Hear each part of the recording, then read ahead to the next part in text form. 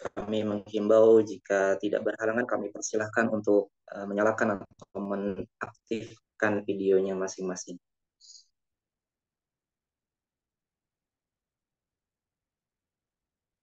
Baik, bismillahirrahmanirrahim. Assalamualaikum warahmatullahi wabarakatuh. Alhamdulillahilladzi hadana li hadza wa ma kunna linahtadiya laula an hadanallah. Asyhadu an la ilaha illallah wahdahu la syarikalah wa asyhadu anna Muhammadan abduhu wa rasuluhu la nabiyya ba'da. Allahumma shalli wa sallim wa barik ala sayyidina Muhammadin wa ala alihi wa man tabi'ahum bi ihsanin ila yaumiddin amma ba'du. Yang terhormat Imam Besar Masjid Istiqlal, Profesor Dr. Kiai Haji Nasaruddin Umar MA, yang kami hormati Kabid Diklat BPMI, Bapak Haji Farid F. Sainong MA MSc PhD, yang kami hormati Direktur Madrasah Istiqlal Jakarta, Bapak Haji Muhammad Taufikur Rahman SQ MA, yang kami hormati Kabak Keuangan, Humas dan Kepegawaian Bapak Kasmudi MPD, Kabak TU dan Umum Bapak Edi Prayitno MSI, Kabak Penjamin Mutu Bapak Muhammad Alwi MPD, dan yang kami hormati Konsultan MIJ Bapak Ismail Nur LCMA.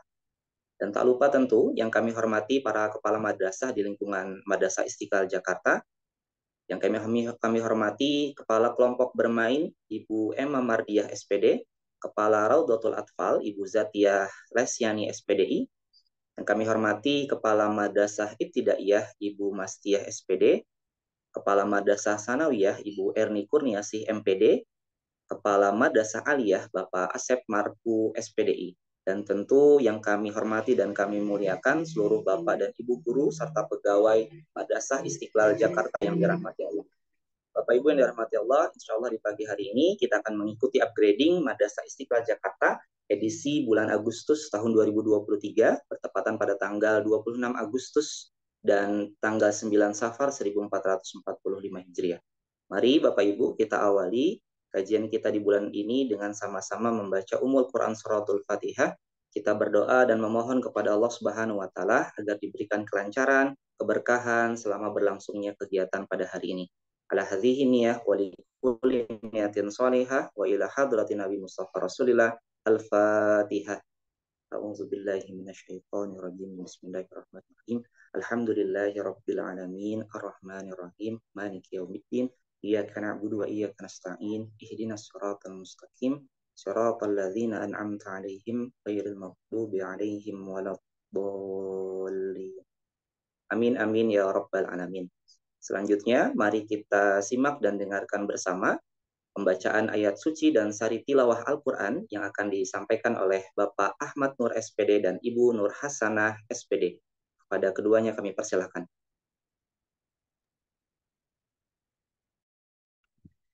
Bismillahirrahmanirrahim. Assalamualaikum warahmatullahi wabarakatuh. Assalamualaikum. أعوذ بالله من الشيطان الرجيم.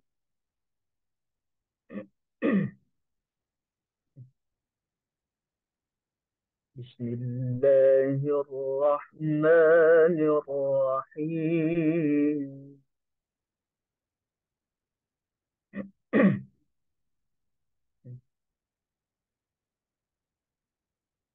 يا أيها الذين آمنوا اتقوا الله وقولوا قولا سديدا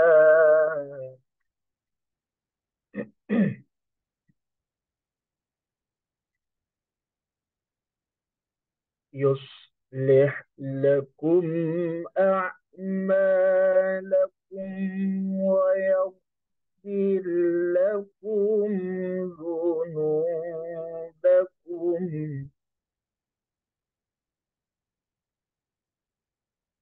ومن يطع الله ورسوله فقد فاز فوزا عظيما.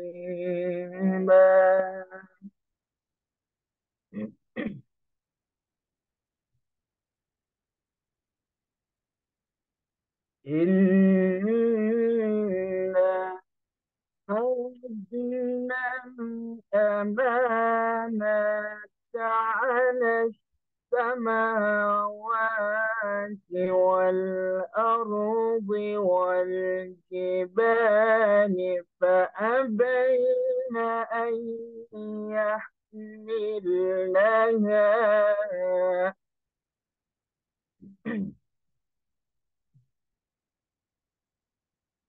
فأبين أن يحملنها وأشفقن منها وحملها الإنسان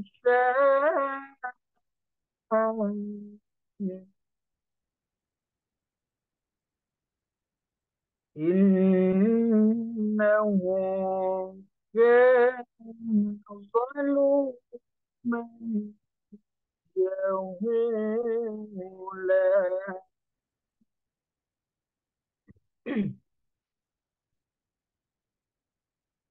ليعذب الله المنافقين والكافرات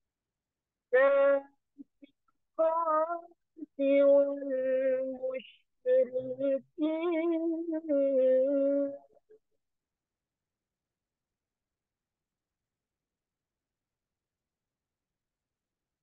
والمشركين والمشركات ويتوب الله على المؤمنين والمؤمنات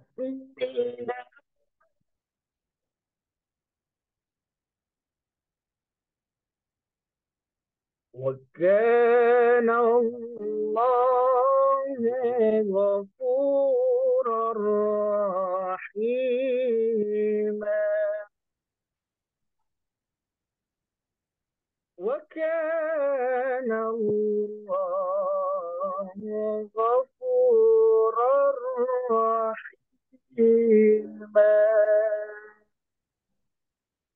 صدق الله العظيم.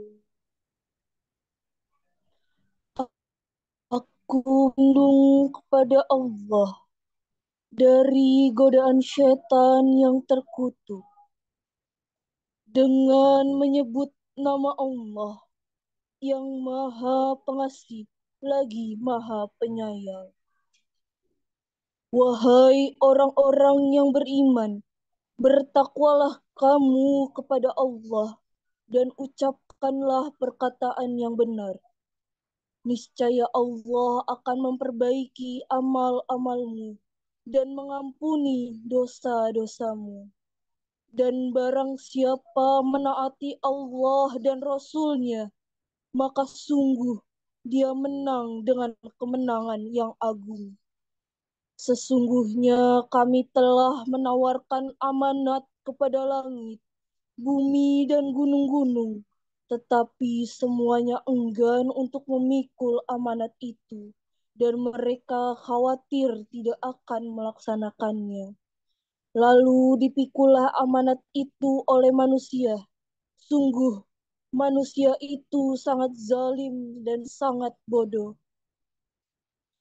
Sehingga Allah akan mengazab orang-orang munafik, laki-laki dan perempuan, orang-orang musyrik laki-laki dan perempuan, dan Allah akan menerima tobat orang-orang mukmin laki-laki dan perempuan.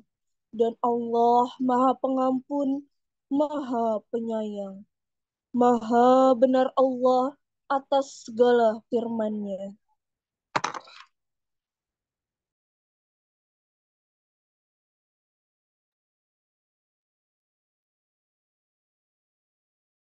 Baik, sadaqallahul azim, Allahumma arhamna bil Qur'an.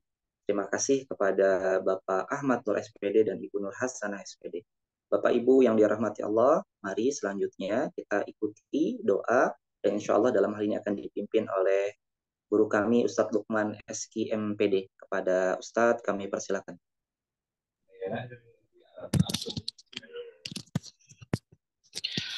Assalamualaikum warahmatullahi wabarakatuh. Mari Assalamualaikum. kita berdoa kepada Allah Subhanahu wa Ta'ala.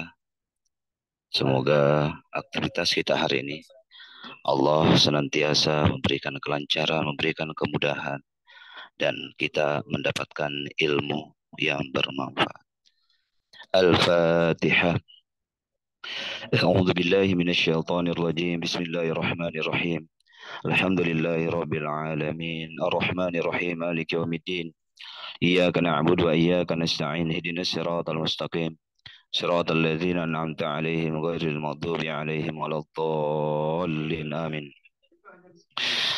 أعوذ بالله من الشيطان الرجيم بسم الله الرحمن الرحيم الحمد لله رب العالمين حمدا شاكرين حمدا ناعمين حمدا يوافي نعمه ويكافئ مزيده يا ربنا لك الحمد كما ينبغي لجلال وجهك الكريم ولعظيم سلطانك اللهم صل على سيدنا محمد وعلى آله وصحبه أجمعين ربنا تقبل منا إنك أنت السميع العليم وتب علينا إنك أنت التواب الرحيم اللهم أرنا الحق حقا وارزقنا اتباعه وأرنا الباطل باطلا وارزقنا اجتنابه اللهم إنا نسألك علما نافعا ورزقا طيبا وعملا متقبلا ربنا هب لنا من أزواجنا وذرياتنا قرة أعين واجعلنا للمتقين إماما ربنا لا تزغ قلوبنا بعد إذ هديتنا وهب لنا من لدنك رحمة إنك أنت الوهاب ربنا آتنا من لدنك رحمة وهيئ لنا من أمرنا رشدا ربنا آتنا في الدنيا حسنة وفي الآخرة حسنة وقنا عذاب النار وقنا عذاب النار وقنا عذاب النار وصلى الله على سيدنا محمد وعلى آله وصحبه وسلم سبحان ربك رب العزة عما يصفون وسلام على المرسلين والحمد لله رب العالمين السلام عليكم ورحمة الله وبركاته. Waalaikumsalam warahmatullahi wabarakatuh. Amin amin ya rabbal alamin. Terima kasih kami ucapkan kepada Bapak Lukman SK MPD. Bapak Ibu yang dirahmati Allah, selanjutnya mari kita dengarkan dan kita simak bersama sambutan yang akan disampaikan oleh Direktur MIJ yang akan disampaikan oleh Bapak Haji Muhammad Taufikur Rahman SK MA. Kepada Bapak Direktur kami persilakan. Bismillahirrahmanirrahim. Assalamualaikum warahmatullahi wabarakatuh. Alhamdulillahi rabbil alamin. Wabihi nasta'in ala umuri dunya waddin. Assalatu wassalamu ala sayyidina Muhammadin wa ala alihi wa sahbihi ajma'in. Amma ba'du. Allahumma faqihna fid din wa alimna ta'wil. Yang sama-sama kita hormati Bapak Kepala Bidang Pendidikan dan Pelatihan Bapak Haji Muhammad Farid F. Sainong, PhD, yang saat ini insya Allah sebentar lagi akan memasuki ruang Zoom dan bertemu dan menyapa kita semua serta sekaligus memberikan kepada kita semua upgrading di kesempatan bulan kali ini. Yang sama-sama kita hormati Kepala Bagian di lingkungan Madrasah Istiqlal Jakarta, Kepala Bagian Penjamin Mutu, Kepala Bagian K2H, Kepala Bagian TU dan Umum, serta Kepala Madrasah yang dalam hal ini dari Madrasah Kelompok Bermain, dari RA, MI, MTS, dan MA, yang saya hormati dan banggakan juga, serta teman-teman semua, para guru, serta karyawan Madrasah Istiqlal Jakarta yang saya banggakan. Puji syukur kehadirat Allah pada kesempatan pagi hari ini kita bertemu kembali di upgrading yang sudah menjadi kebiasaan kita atau sudah kita agendakan, yang mana kita akan mengupgrade diri kita di sebulan sekali, walaupun misalkan ada upgrading khusus yang insya Allah akan kita laksanakan. di kemudian hari. Tapi upgrading rutin seperti ini, yaitu upgrading untuk memberikan pencerahan kepada kita semua tentang ilmu agama dari guru-guru kita, itu akan kita laksanakan per bulannya, baik itu dengan imam besar maupun dengan Pak Kabid, atau misalkan ke depannya dengan Pak Wakil Kepala Bidang BPM, Kepala Bidang Pendidikan BPMI. Salat dan salam semoga tercurah limpahkan kepada Rasulullah Sallallahu Alaihi Wasallam. Pada kesempatan pagi hari ini, saya ucapkan terima kasih kepada teman-teman yang sudah meluangkan waktunya untuk bergabung di ruang Zoom meeting untuk mendengarkan tausiah dari Pak Farid Sainong, yang insya Allah kita akan dengarkan beberapa saat setelah nanti saya sambutan. Dan saya juga ucapkan terima kasih sebanyak-banyaknya kepada Pak Farid yang telah meluangkan waktunya, walaupun beliau sedang sibuk di Australia, untuk memberikan kepada kita semua mau'izahnya. Mudah-mudahan ini menjadi sebuah tambahan wawasan untuk kita semua. Nah, Bapak dan Ibu yang dimuliakan Allah, serta Pak Kabid, ya mungkin sudah hadir belum beliau ya? Kalau belum, ya mungkin saya akan sampaikan beberapa hal mengenai kegiatan kita, yang mana ya sambil menunggu beliau, kita akan saya akan memberikan sedikit prolog di kesempatan pagi hari ini mengenai kondisi yang yang ada di Madrasah Istiqlal Jakarta. Di Madrasah Istiqlal Jakarta kita tahu semua bahwa ini sudah berdiri semenjak tahun 99, sudah 23 tahun Madrasah Istiqlal Jakarta, dan pencapaian sudah banyak kita lihat di Madrasah Istiqlal, dan ini semua tidak mungkin tercapai kalau tidak ada kerja keras dari semua karyawan, dari semua guru, dan tentunya pihak-pihak yang telah membantu Madrasah Istiqlal sampai kepada jenjang sekarang yang kita rasakan. 23 tahun merupakan waktu yang tidak sedikit, waktu yang lama, tapi memang kita juga tidak boleh terlena dengan kondisi yang ada sekarang. Kondisi yang saya maksud adalah di mana kita dihadapkan kepada beberapa hal yang tentunya harus menjadi sebuah motivasi kepada kita semua untuk selalu memperbaiki diri. Hal pertama sudah menjadi lumrah dan sudah ada informasi kepada kita semua bahwa di tahun yang akan datang Presiden telah mempersiapkan IKN sebagai tempat baru ibu kota negara, yang mana kita pun tahu bahwa di sana tidak sedikit pegawai-pegawai pemerintah yang akan pindah ke sana, sehingga mau tidak mau ini pun mempengaruhi murid yang masuk ke Madrasah Istiqlal, sehingga kita harus berpikir cepat. Berpikir cepat dalam artian bahwa kita harus mengupgrade Madrasah Istiqlal ini. Makanya kami, alhamdulillah Pak Farid sudah masuk. Selamat datang Pak Farid, selamat bergabung. Makanya kami sekarang di pucuk pimpinan sedang berpikir ke depannya bagaimana supaya Madrasah Istiqlal ini bisa seperti yang diharapkan oleh imam besar, yaitu memiliki level dan kapasitas yang mumpuni dibandingkan dengan level-level madrasah yang lain. Untuk itu saya pun berharap kepada teman-teman untuk mensupport semua kegiatan yang ada di Madrasah Istiqlal, baik itu kegiatan yang sifatnya pendidikan yang seperti Cambridge, ataupun misalkan seperti insya Allah kita pun akan menerapkan kurikulum Al-Azhar, tapi kita masih melihat tahapan-tahapan berikutnya, dan semua ini saya harapkan bisa menjadi motivasi kepada kita untuk memperbaiki Madrasah Istiqlal Jakarta. Bukan berarti Madrasah Istiqlal ini kurang bagus, tapi lebih membaguskan lagi atau lebih baik lagi Madrasah Istiqlal di masa yang akan datang, karena tentunya dengan kondisi yang saya sampaikan tadi, yaitu salah satunya adalah perpindahan ibu kota ke IKN, dan Madrasah Istiqlal harus memiliki corak. Corak yang kita inginkan adalah pertama, bukan hanya corak di kurikulum internasional saja seperti Cambridge dan juga seperti Al-Azhar Asy-Syarif, tapi corak berikutnya adalah kami pun berharap murid-murid yang keluar dari Madrasah Istiqlal itu memiliki hafalan-hafalan yang kuat dan hafalan-hafalan yang banyak. Makanya dengan hal tersebut kami kemarin, izin Pak Farid menyampaikan, telah melaksanakan beberapa kegiatan. Kegiatan yang pertama tentunya kegiatan yang berkaitan dengan tahfidz Quran. Kami berdiskusi banyak dengan konsultan tahfidz yang diikuti oleh teman-teman pimpinan di mana di dalamnya merumuskan ke depannya supaya anak didik kami tersebut, anak didik kami di Madrasah Istiqlal ini menjadi anak-anak yang bisa menghafal Quran dengan target dari KB sampai RA itu 10 juz.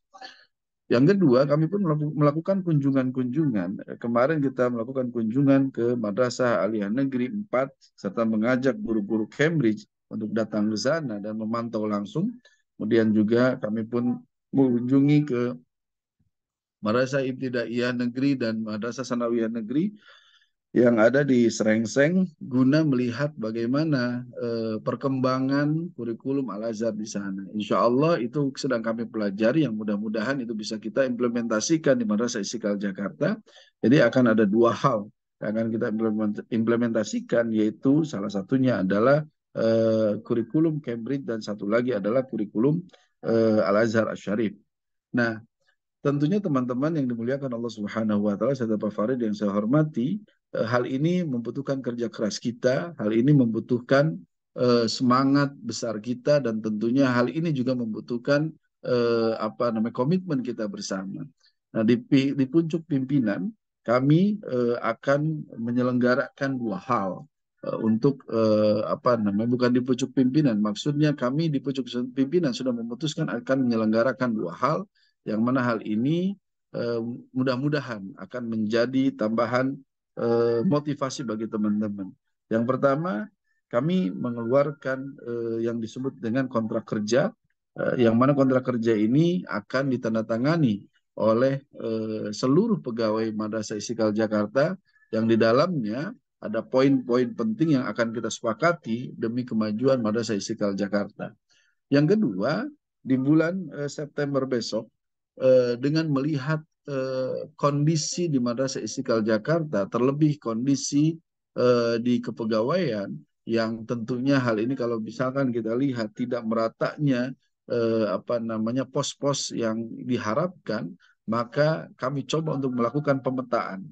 Pemetaan tersebut kami laksanakan insya Allah di bulan September dengan menggandeng pihak ketiga, yang mana pemetaan tersebut kami namakan dengan placement test, yang mana placement test tersebut sebelum dilakukan oleh pihak luar akan dilakukan oleh pihak internal, yang dalam hal ini pihak internal yang dimaksud adalah di level pimpinan, yang insya Allah nanti akan dilaksanakan di tanggal 2 September atau minggu depan.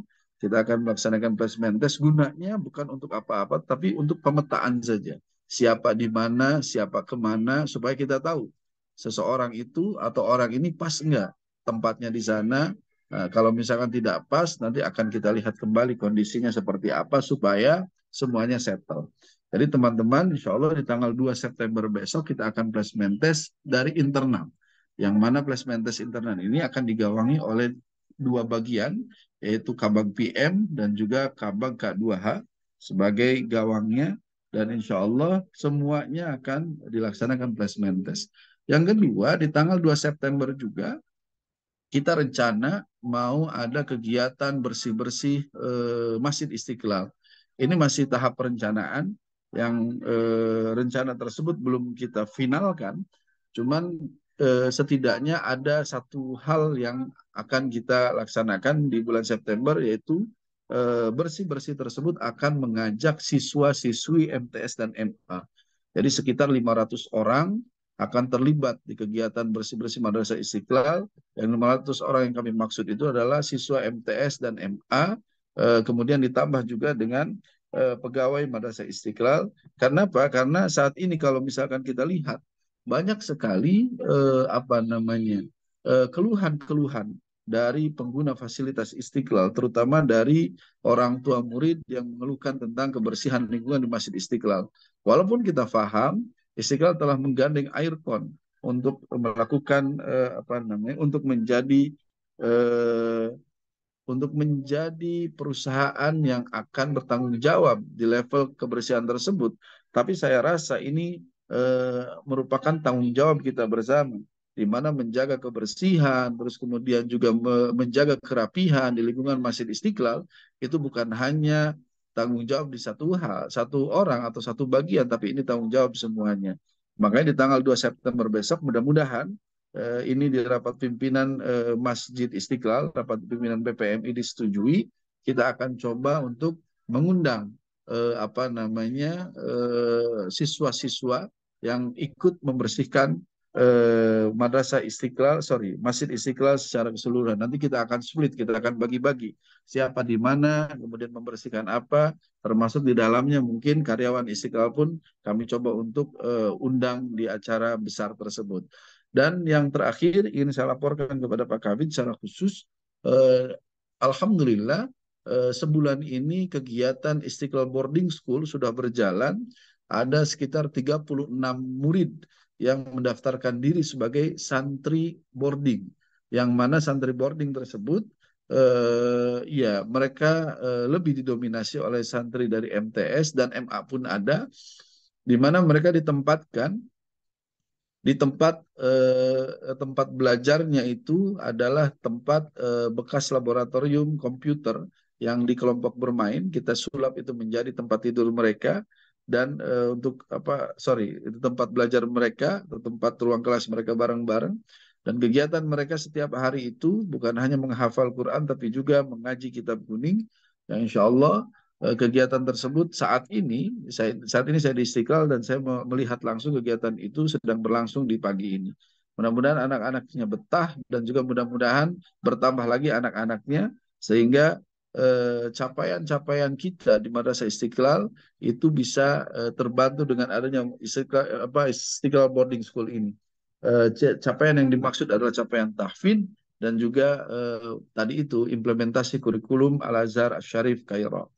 Nah, yang terakhir ingin saya sampaikan juga kepada teman-teman dan juga kepada Pak Kabid, ucapan terima kasih atas loyalitas teman-teman sampai saat ini masih bisa mengikuti Zoom meeting di tengah kesibukan teman-teman semua, dan kita tahu semua kegiatan di hari ini bukan hanya kegiatan upgrading saja yang berlangsung, ada juga kegiatan KPA, komunikasi pengasuhan anak, yang tadi saya hadiri juga di ruang Al-Fatah bersama Bunda Rani, dan alhamdulillah itu dihadiri oleh orang tua murid.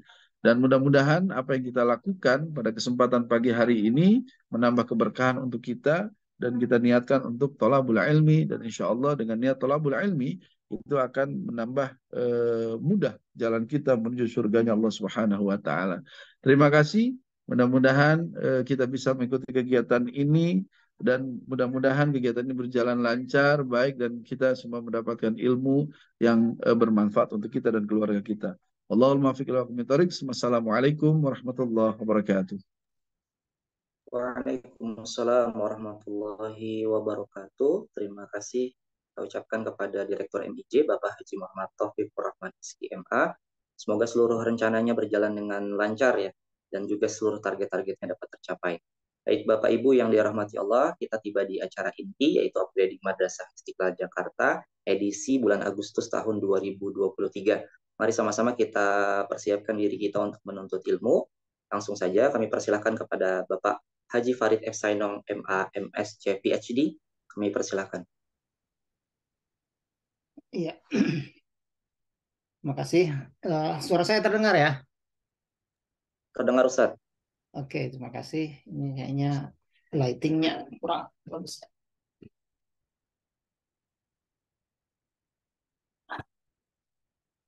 Oke.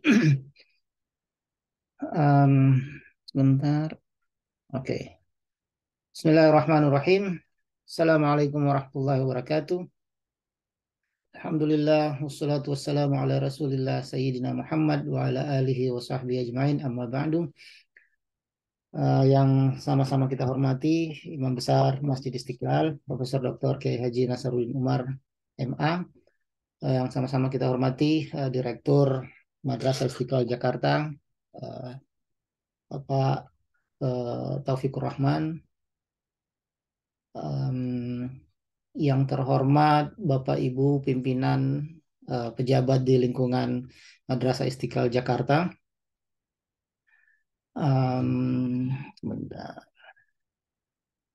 Alhamdulillah senang bisa bersilaturahmi lagi dalam kesempatan upgrading hari ini.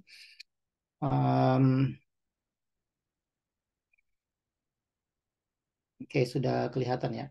Um,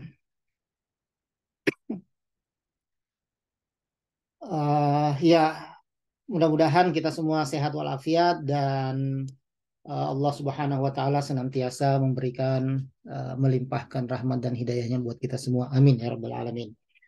Terima kasih Pak Direktur, senang sekali mendengar beberapa update tadi yang disampaikan terkait dengan beberapa perkembangan di Madrasah Istiqlal Jakarta. Insya Allah kita bersama-sama bisa memajukan mengabdi di Masjid Istiqlal ini, di Madrasah Istiqlal ini, dan kemudian di saat yang sama memajukan pendidikan serta prestasi-prestasi yang bisa dikembangkan di Madrasah Istiqlal Jakarta. Bapak Ibu semua, kesempatan kali ini saya ingin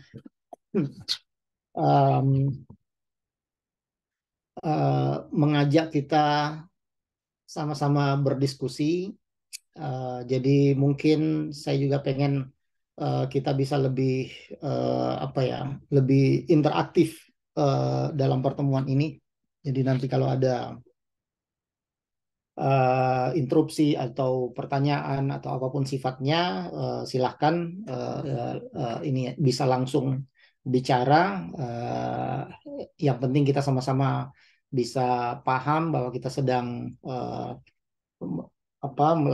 melaksanakan upgrading ini ya. Oke,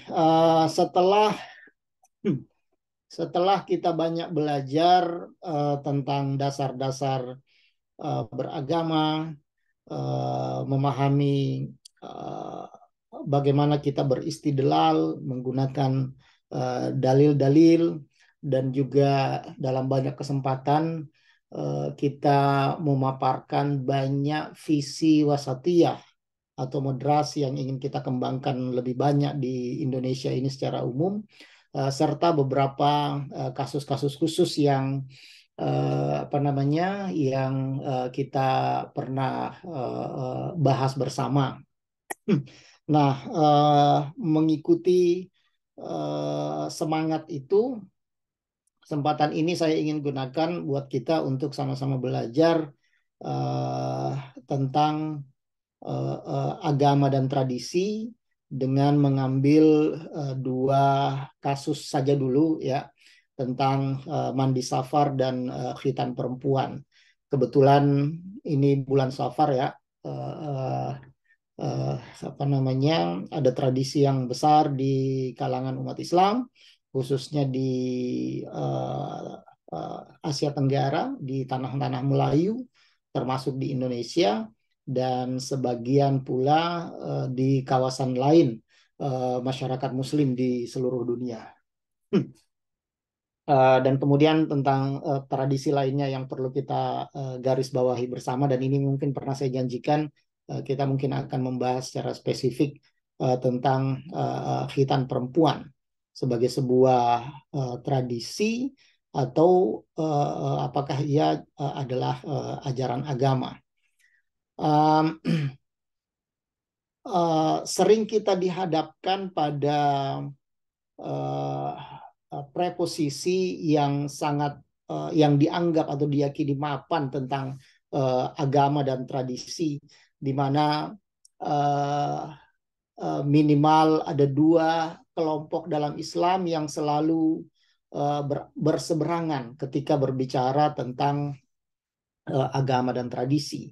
Ada yang kita sebut dengan istilah gerakan-gerakan purifikasi atau pemurnian agama dengan dalih melepaskan agama dari tradisi-tradisi lokal, nanti kemudian berujung pada yang paling berat misalnya dengan penjelasan-penjelasan tentang bid'ah ya, dan kemudian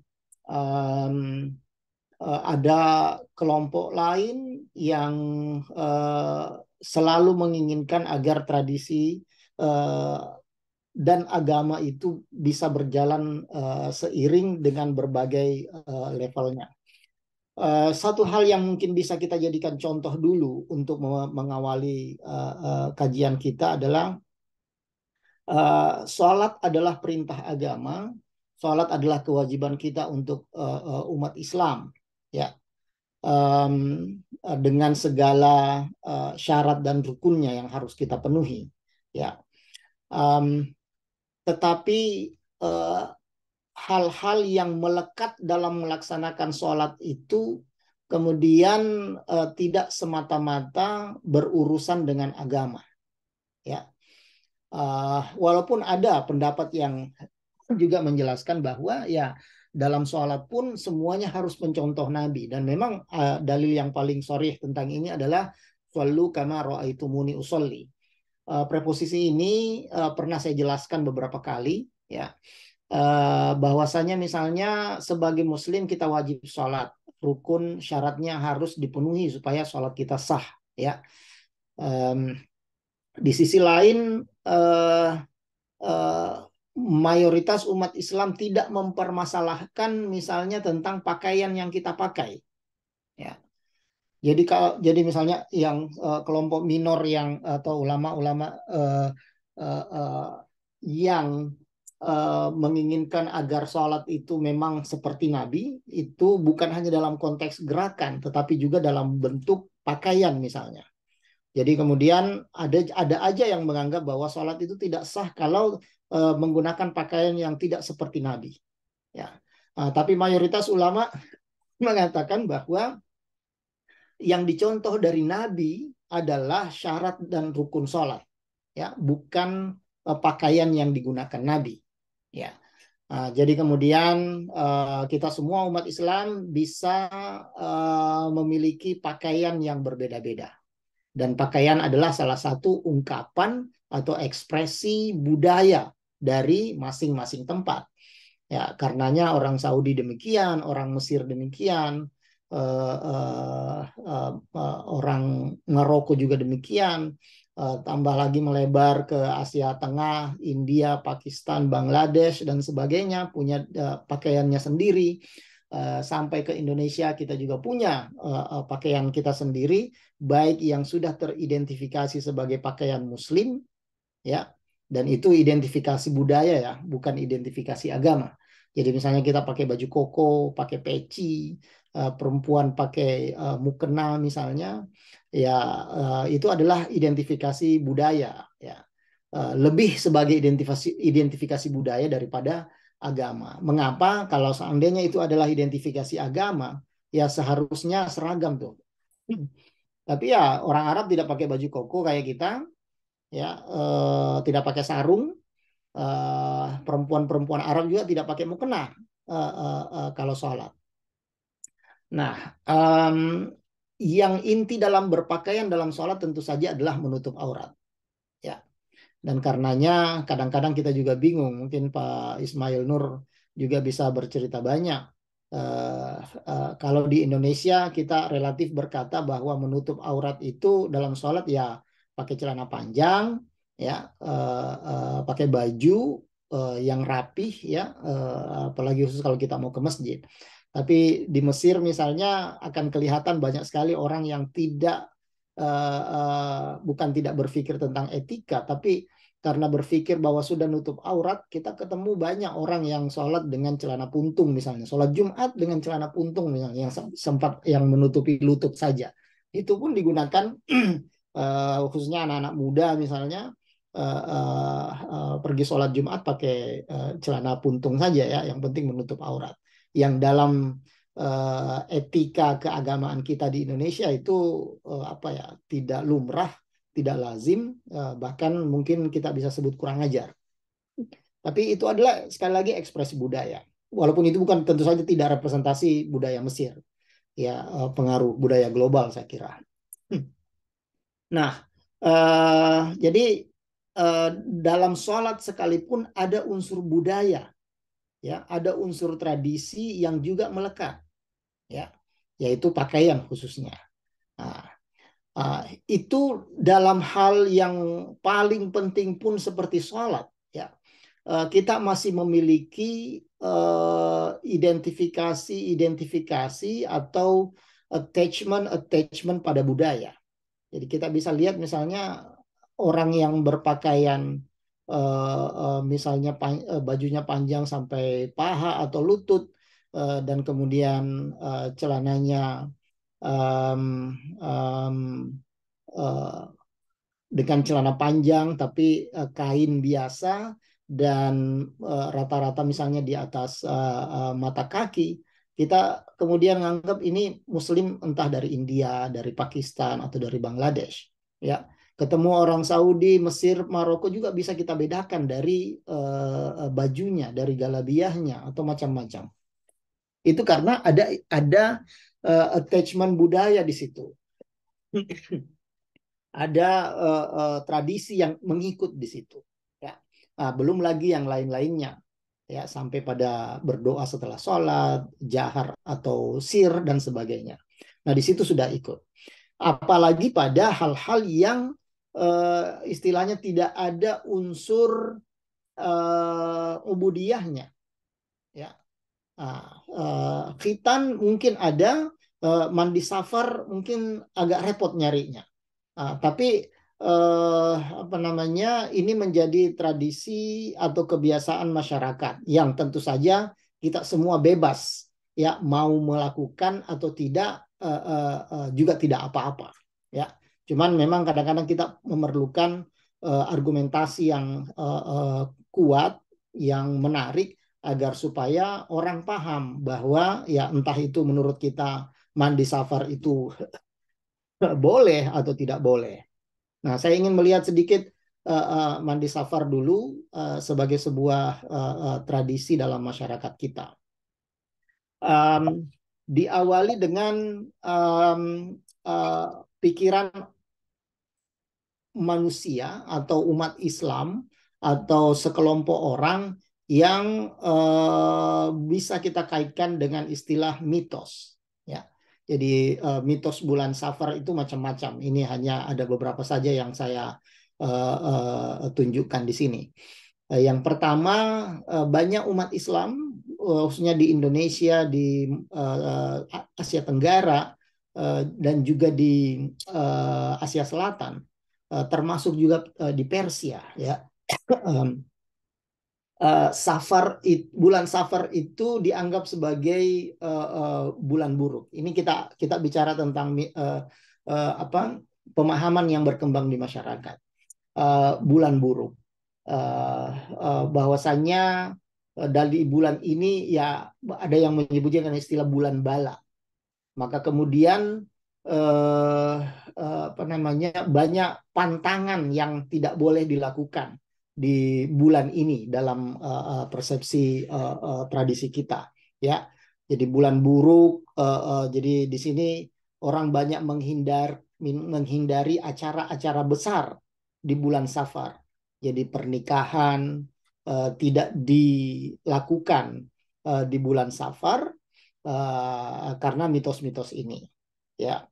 Walaupun nanti kita akan bisa berargumen, beristidlal bahwa semua yang terjadi di dunia ini adalah izin Allah, atau izin Allah itu kemudian bisa kita interpretasikan, kita bisa maknai sebagai kekuasaan Allah yang juga sebagian besar sudah diwakilkan ke dalam hukum-hukum alam yang sudah Allah ciptakan sejak awal, ya, atau sunnatullah kata istilah agama, ya.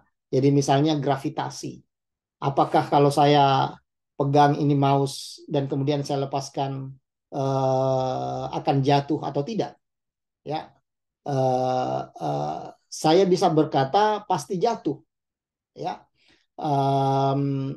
Orang yang mungkin punya pemahaman yang kurang komprehensif dengan kekuasaan Allah selalu berkata, belum tentu. Kalau Allah tidak berkehendak, tidak mungkin jatuh. Ya. Nah, yang saya sebut tadi bahwa kekuasaan Allah itu sudah diwakilkan ke dalam hukum-hukum alam atau sunnatullah yang Allah memang ciptakan sejak awal. Jadi misalnya ya tadi kalau mouse ini saya pegang dan saya lepaskan, ya pasti jatuh karena ada sunnatullah yang berlaku di situ. Ya, ada gaya gravitasi bahwa ya setiap yang mempunyai berat dan massa akan jatuh ke tempat terendah. Ya, air akan mengalir ke tempat terendah pula. Ya, dan akan diukur segimanapun akan berakhir, tingginya itu akan berakhir pada hal yang pada medan-medan yang lurus. Nah, gravitasi itu adalah keinginan Allah. Ya, artinya kekuasaan Allah yang sudah diwakilkan pada sunnatullah, pada hukum alam yang memang Allah ciptakan, dan itu yang akan ada breakdown-nya, akan terus-menerus berkembang, yang mungkin para saintis lebih bisa menjelaskan ini dengan baik. Nah, jadi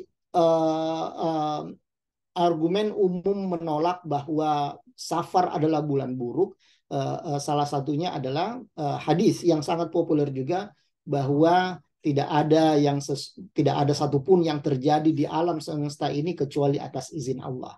Tapi izin Allah itu sebagian sudah ada yang diwakilkan kepada hukum-hukum alam, sunnatullah yang Allah sudah ciptakan sejak awal, termasuk gravitasi tadi. Nah, pemahaman tentang Safar sebagai bulan buruk kemudian berakibat pada beberapa pantangan tadi, ya, tidak melakukan acara-acara besar, hajat-hajat besar itu tidak dilakukan, diharapkan atau menghindari bulan Safar untuk melakukan acara-acara besar. Ada sebuah riwayat yang juga menyebutkan bahwa di bulan Safar itu Allah menurunkan 12.000 bala. Ya, nah ini hadisnya banyak yang menilai bahwa hadis ini lemah, dan kemudian ada juga yang berkata bahwa ini adalah Israiliyat. Singkat cerita, ada riwayat yang menunjukkan Allah menurunkan 12.000 bala di bulan Safar ini. Maka kemudian itu membuat orang berhati-hati agar tidak tertimpa bala tersebut. Termasuk pantangan yang tidak dilakukan di bulan Safar oleh banyak orang tua kita adalah tidak bepergian, ya, tidak traveling, tidak safar, ya, di bulan Safar ini. Kemudian karena mitos bulan Safar ini sebagai bulan buruk, ya, anak-anak yang lahir pada bulan Safar itu ditengarai punya kecenderungan buruk, ya, punya kecenderungan buruk. Karenanya semua mitos-mitos ini, ya, setelah memiliki pandangan seperti itu, masyarakat kemudian merekonstruksi hal-hal yang menghindarkan kita dari keburukan atau dari bala, khususnya di bulan Safar. Termasuk tadi hajat-hajat besar tidak di bulan Safar, tidak safar atau tidak traveling di bulan Safar. Nah, karena anak yang lahir ini kan agak susah apa istilahnya, dikontrol, ya. Ya kalau sudah brojol ya gimana, masa mau ditunda ke Rabiul Awal misalnya, atau mau dipercepat di bulan Muharram. Nah, jadi kemudian anak yang lahir di bulan Safar itu dianggap punya kecenderungan buruk, ya. Artinya dikhawatirkan dia menjadi anak yang tidak baik di masa depan, untuk tidak berkata jahat atau durhaka dan sebagainya. Pokoknya ada ungkapan-ungkapan seperti itu. Kemudian masyarakat kita melahirkan cara-cara supaya kita terhindar dari bala, ya. Secara spesifik untuk anak yang lahir di bulan Safar misalnya, ini mungkin cerita-cerita dulu ya, banyak di antara kita yang mungkin nggak tahu. Anak yang lahir di bulan Safar itu dilakukan treatment khusus, ya. Salah satunya adalah kalau secara yang mungkin lebih dekat dengan agama saat akikah, ya, entah di hari ke-7, 14 dan perkalian berikutnya, ataupun tradisi yang lain, sebelum 40 hari ada semacam pengguntingan rambut, ya. Itu secara umum. Tapi kalau anak yang lahir di bulan Safar itu adalah anak yang ya tadi perlu dilakukan treatment khusus. Salah satunya adalah yang dalam dulu tradisi Melayu disebut dengan apa ya, adat batimbang. Adat batimbang itu mengandaikan bahwa anak ini, ya, dalam upacara itu atau dalam tradisi itu akan ditimbang. Jadi akan disiapkan timbangan kanan dan kiri di hari ke-40 atau menjelang hari ke-40. Anak ditaruh di salah satu timbangan dan kemudian jadikan dia pasti lebih berat. Nah, di timbangan yang satunya, di bagian yang satunya itu ditaruhlah sembako macam-macam. Beras, gula, sayur, macam-macam, sampai kemudian seimbang, ya, seimbang. Nah, sembako yang seimbang dengan beratnya bayi ini yang kemudian entah istilahnya disedekahkan, ya, dalam beberapa tradisi dijadikan sesembahan, bukan sesembahan, seserahan dan sebagainya, bukan seserahan pernikahan, ya, tapi semacam sesajen, macam-macam. Itu dianggap bisa menolak kecenderungan buruk anak-anak yang lahir di bulan Safar, macam-macam, ya. Nah, yang paling populer untuk menolak buruk-buruk ini, bala-bala ini adalah dengan mensucikan diri. Dan salah satu cara mensucikan diri adalah mandi. Dan itulah yang paling banyak dilakukan di masyarakat Indonesia, termasuk Asia Tenggara, Asia Tengah, sampai di Persia, Iran dan Irak, ya. Jadi ada yang kemudian disebut dengan mandi Safar, ya. Paling banyak prakteknya itu di hari Rabu terakhir di bulan Safar, yang biasa di Indonesia atau di Jawa kita kenal dengan istilah Rebo Wekasan, ya.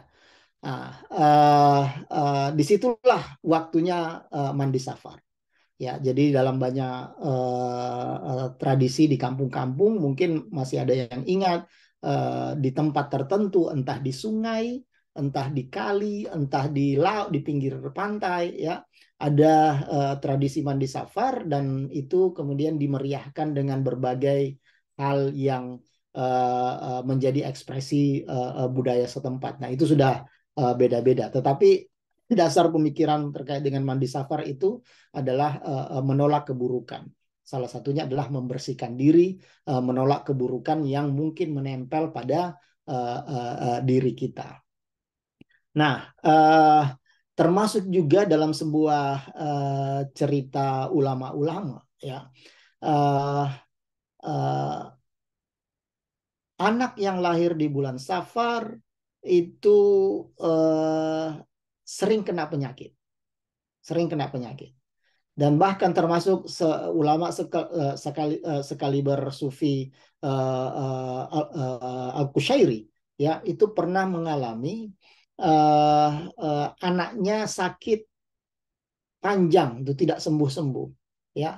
Tapi kemudian di bulan Safar itu ada semacam ilham agar menuliskan 7 ayat dari Al-Quran yang kemudian dimasukkan ke dalam gelas, diisi air, ditinggal beberapa lama, dan kemudian setelah itu diberi minum pada anaknya. Ya, ceritanya anak itu sembuh. Nah, praktek ini juga banyak di tanah air. Jadi 7 ayat itu adalah ayat-ayat yang apa namanya, menyebutkan kata syifa, ya, penyembuh atau kesembuhan. Ya, saya tadi sempat cari sedikit. Di sini ada ayat 6 ayat aja, ada satu ayat lagi yang juga mengandung kata syifa atau yushfi atau kata kerja yang bersaraf syafa, ya, atau ashfa. Nah, misalnya di sini di At-Taubah 9:14, wa yashfi sudura qaumin mu'minin, ya. Di Yunus 5:7, ya Yuhannas qad ja'atkum mau'izatun min rabbikum wa shifaa'un lima fis sudur. An-Nahl 6:9, yakhruju min butuniha syarabun mukhtalifun alwanuhu fihi shifa linnas, ya, dan seterusnya. Silahkan lihat sendiri. Jadi ada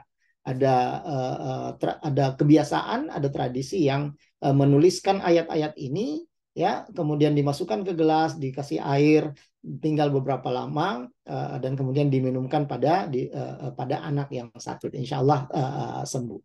Oke, sekarang kemudian bagaimana? Sebentar, kita akan melihat itu dulu. Yang jelas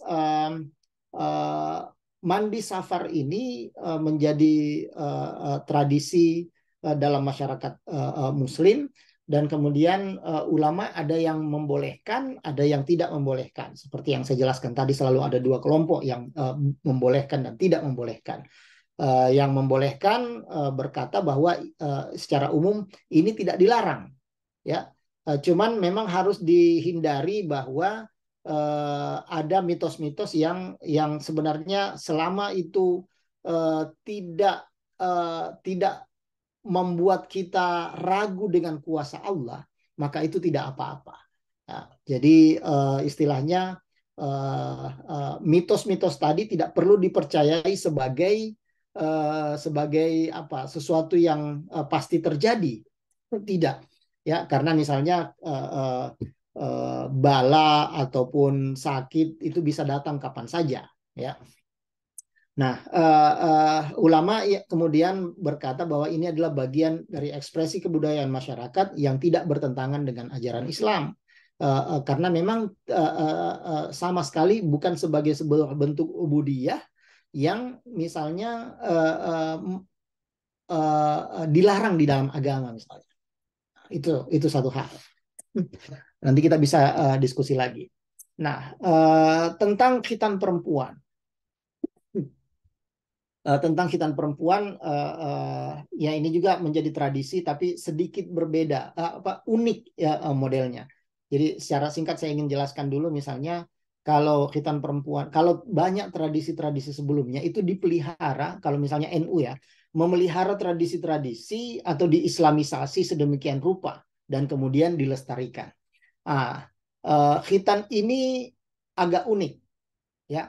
Dia adalah tradisi yang tetapi perlu dipahami lebih baik dan suatu saat perlu dihilangkan. Ya, bagi saya pribadi ada hal yang sifatnya ya personal juga buat saya, dalam pengertian sebagai pengalaman-pengalaman kesantrian, misalnya masalah khitan perempuan ini menjadi apa ya, karya ilmiah yang wajib dulu kita tulis di waktu masih di aliyah. Kebetulan kami punya peraturan sendiri, MAPK seluruh Indonesia itu harus menulis dalam bahasa Arab satu karya ilmiah, mau disebut skripsi, tesis, disertasi, silakan.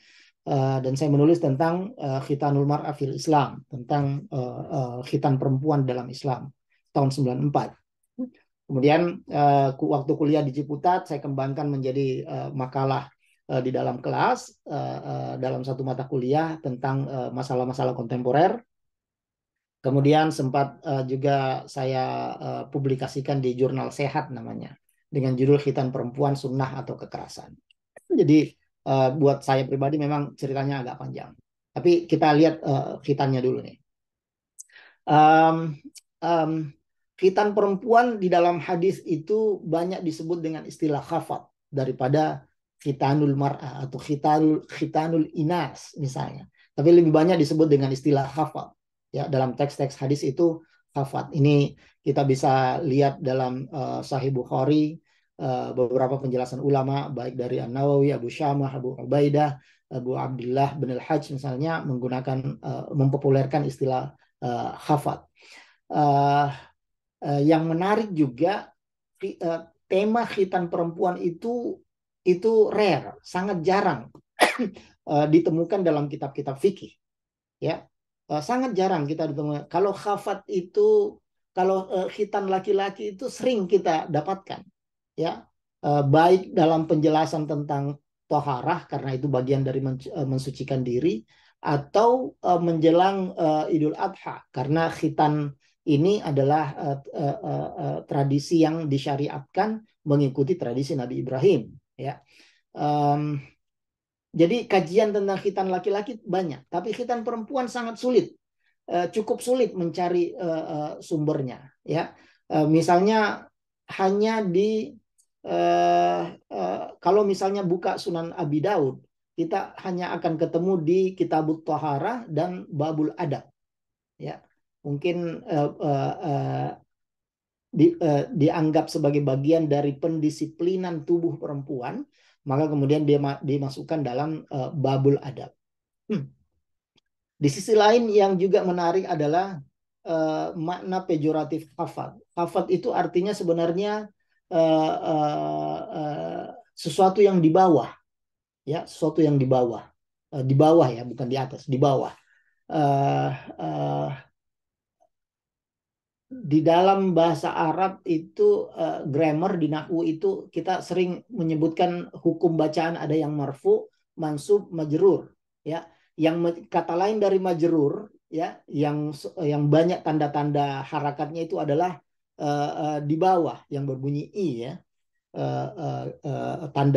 tanda bacaan bawah. Nah, itu juga disebut dengan khafat atau makhfudun, majrurun, makhfudun, wa alamatu jarrihi dalam bahasa lain wa alamatu khafdihi. Ya, artinya sesuatu yang di bawah. Ya, dalam representasi pemaknaan kadang-kadang kita menganggap ya yang di bawah itu tidak baik atau lebih tidak baik daripada yang di atas dan sebagainya. Itu beberapa makna pejoratif dari kata khafat yang disematkan kepada khitan perempuan. Banyak ulama yang menyebutkan khitan perempuan itu dianggap sebagai turunan dari syariat khitan laki-laki. Ya, walaupun khitan laki-laki pun juga nanti kalau kita pelajari lebih dalam, ada banyak yang menganggapnya wajib, ya, ada yang menganggapnya tidak wajib. Tapi nggak usah kaget lah, kita anggap wajib aja buat laki-laki nih. Kemudian itu mengikuti pula wajibnya khitan laki-laki diikuti pula dengan dalam tanda kutip wajibnya khitan perempuan. Dan ini adalah ayat-ayat yang berbicara tentang syariat khitan, ya, laki-laki dan perempuan mengikuti syariat khitan yang ada sejak Nabi Ibrahim. Makanya ayat-ayat ini berbicara tentang Nabi Ibrahim. Kalau bicara hadisnya, ini ada beberapa hadis yang disebutkan dan nanti kita akan lihat ada banyak ulama berkata bahwa hadis-hadis tentang khitan perempuan itu semuanya lemah, ya, semuanya lemah, ya. Ini adalah beberapa hadis saja yang menyebutkan tentang khitan perempuan, ya. Ada berapa nih? Ada 8, ya, walaupun ada yang semakna. Jadi misalnya yang paling populer adalah bahwa latan haki. Jadi ceritanya Nabi pernah berkata kepada seorang perempuan tukang khitan perempuan agar dalam melakukan khitan perempuan itu latan haki, jangan berlebih-lebihan, ya, jangan berlebih-lebihan. Salah satu alasannya yaitu Hadis yang yang disebutkan di titik keempat ini adalah fa innahu ahza lil mar'ah, ya. Karena itu akan karena memotong itu bagian dalam khitan perempuan itu ahza lin nisa, akan membuat perempuan lebih apa namanya kehilangan rasa, tetapi wahabbul lil ba'li, bahwa yang dipotong itu disukai oleh laki-laki, disukai oleh suami, ya. Ada lagi yang menyebutkan bahwa larangan Nabi untuk tidak berlebih-lebihan memotong bagian klitorus dalam khitan perempuan itu adalah fa innahu anwarun lil wajhi wa ahza indar rajuli, ya. Bahwasanya itu akan membuat perempuan lebih bersinar, ya, mukanya, dan juga baik untuk laki-laki, ya. Macam-macam lah, ya. Dalam penjelasan medisnya ahabbulil ba'li itu jadi ini nggak apa-apa kita nyerempet sedikit, ya. Ahabbulil ba'li itu secara literal berarti disukai oleh suami. Yang dalam dunia medis kemudian ada dua hal yang cukup bertentangan antara khitan laki-laki dan khitan perempuan, ya. Khitan laki-laki itu dimaknai atau tujuannya adalah supaya bisa lama dalam berhubungan suami istri, ya. Jadi secara medis itu bisa dijelaskan bahwasanya saraf yang ada di kulub, ya. Kulub itu kepala kemaluan laki-laki, itu adalah saraf-saraf yang sangat sensitif, ya.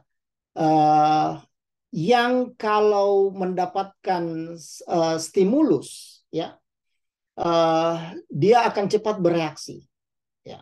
Dia akan cepat bereaksi. Nah, supaya tidak cepat bereaksi, maka kemudian pembungkus kulub itu, ya, kulit kepalanya itu harus dipotong, ya, dengan tujuan agar saraf-saraf yang ada di kulub itu akan selalu bersentuhan dengan pakaian, dan dengan sendirinya itu akan mengurangi sensitivitasnya, ya. Bukan sensitivitas kenikmatannya, tetapi sensitivitas reaksi yang sangat cepat. Nah, jadi tujuannya khitan laki-laki itu salah satunya adalah, selain sebagai syariat, adalah agar laki-laki bisa lama dalam hubungan suami istri itu. Nah, sebaliknya untuk perempuan, khitan perempuan itu justru sebaliknya, ya, supaya cepat selesai, ya, supaya cepat ejakulasi. Artinya ya ada yang dalam budaya patriarki dianggap ini untuk mengimbangi ketidakmampuan laki-laki untuk bertahan lama misalnya, ya. Maka kemudian harus diimbangi dengan khitan perempuan, yang dalam mitos-mitos itu dikatakan bahwa perempuan yang tidak dikhitan itu orangnya agresif, orangnya akan dalam bahasa kita sehari-hari kegatelan misalnya, ya. Macam-macam ini mitos-mitos yang berkembang terkait itu, dan itu harus istilahnya harus dihilangkan, harus diredam dengan cara memotong klitorus tersebut, memotong dengan khitan perempuan. Jadi itu yang tidak istilahnya yang tidak fair, yang tidak adil. Yang satunya mau dibuat lama, yang satu mau dibuat cepat. Nah, ini sesuatu yang perlu dipertanyakan tentunya. Belum lagi bicara tentang pada prakteknya, ya, pada prakteknya khitan perempuan itu bisa kemudian dikategorisasikan sebagai mutilasi, ya. Karena ada yang dalam tradisi masyarakat dunia itu khitan memang sangat sangat keras, ya. ada yang memang sifatnya mutilasi. Semuanya, jadi klitoris itu semuanya dihabisin, ya. Bahkan kemudian ada yang menyebabkan sakit permanen buat perempuan. Yang di dalam dunia kedokteran itu nanti disebut dengan istilah sebentar ya, FGM, ya, female genital mutilation. Ya, itu sudah diindonesiakan dengan P2GP. Ya, saya juga sudah lupa tuh P2GP. Nanti di search aja. Oke. Kemudian karena pengetahuan medis yang sudah maju misalnya, ada yang tetap melestarikan khitan perempuan tetapi sebagai sebuah formalitas saja, ya. Ada yang hanya disentuh saja, ada yang kalau dulu ada yang memang dipotong, ya, digunting, ada yang misalnya dengan meminjam mulut ayam misalnya untuk diambil, macam-macam, atau hanya sekedar, ya, belakangan ini tetap dilestarikan tetapi sebagai formalitas aja, ya, disentuh saja itu sudah dianggap khitan perempuan dan tidak ada yang dipotong. Nah, masih banyak penjelasan tentang ini semuanya. Saya sudah sangat panjang ini. Intinya dalam banyak tradisi masyarakat dunia, termasuk masyarakat Islam, ada yang memang sampai sifatnya mutilasi, ya, pemotongan habis-habisan, dan itu yang sudah dianggap sebagai kejahatan. Nah, ini pembahasan tentang antropologi saja, di mana khitan itu baik laki-laki dan perempuan itu istilahnya mengalirkan darah, dan itu ada dalam penjelasan yang cukup kaya dalam antropologi terkait dengan mengalirkan darah dalam tradisi-tradisi keagamaan. Ini yang saya sudah sebutkan beberapa tadinya tentang mitos terkait dengan khitan perempuan, menekan syahwat, kesucian perempuan, kesempurnaan Islam perempuan, dan sebagainya. Tradisi ini terus berkembang karena masih sangat minim resistensinya, melawannya. Jadi harus banyak cara, kampanye, strategi yang dilakukan baik oleh masyarakat maupun pemerintah. Jadi beberapa kali dalam misalnya pertemuan-pertemuan konferensi ulama perempuan di Indonesia, salah satu isu yang paling besar adalah agar khitan perempuan ini dihilangkan, karena memang tidak ada dasarnya dalam agama dan juga menjadi mutilasi atau penyiksaan terhadap tubuh perempuan. Dulu dalam sebuah pertemuan di Bogor misalnya, kita ada pertemuan yang kemudian menghasilkan tekanan pada pemerintah agar, jadi kalau di Mesir itu khitan perempuan yang mutilasi, ya, itu sudah dianggap sebagai pidana, ya, sudah dianggap sebagai pidana dan pasti dihukum orang yang melakukannya. Indonesia masih belum sampai pada pemidanaan, tapi baru pada Undang-Undang Perlindungan Anak. Nah, ini yang perlu dikembangkan terus, karena memang juga resistensi yang mengatakan bahwa khitan perempuan adalah ajaran Islam itu juga masih kuat, ya. Jadi nah, ini ada satu pendapat dari ulama Mesir kontemporer. Dia katakan, ini Syekh Jamal Al-Banna, khitanul banat laisat sunnatan wala makrumatan walakin jarimatan, ya, bahwa khitan anak perempuan itu bukan sunnah, bukan juga mukrimah atau makrumah. Yang dalam hadis itu disebutkan khitanul mar'a inasi itu adalah mukrimah, suatu yang memuliakan perempuan. Memuliakan di situ maksudnya dia tidak akan agresif, dia akan menjadi pendiam, dia akan menjadi menerima dan sebagainya. Itu disebut mukrim. Tetapi oleh Jamal Al-Banna dikatakan bahwa khitan perempuan itu adalah jarimah, itu adalah kejahatan, itu adalah pidana, ya, pidana kekerasan dan sebagainya. Makanya di Mesir sudah jadi undang-undang, itu dilarang sama sekali. Oke. Nah, teman-teman sekalian, ini yang saya sebut ada tradisi yang bisa dijustifikasi, Ya, ini saya ambil dua contoh aja. Ada juga tradisi yang tidak bisa dijustifikasi oleh Islam atau penjelasan-penjelasan kontemporer terkait dengan dalil-dalil keislaman. Karenanya kita semua perlu lebih mengedepankan wawasan yang lebih terbuka terkait dengan hal-hal yang melekat pada agama atau dianggap sebagai bagian agama, tapi justru apa namanya menjadi kekerasan bagi perempuan khususnya.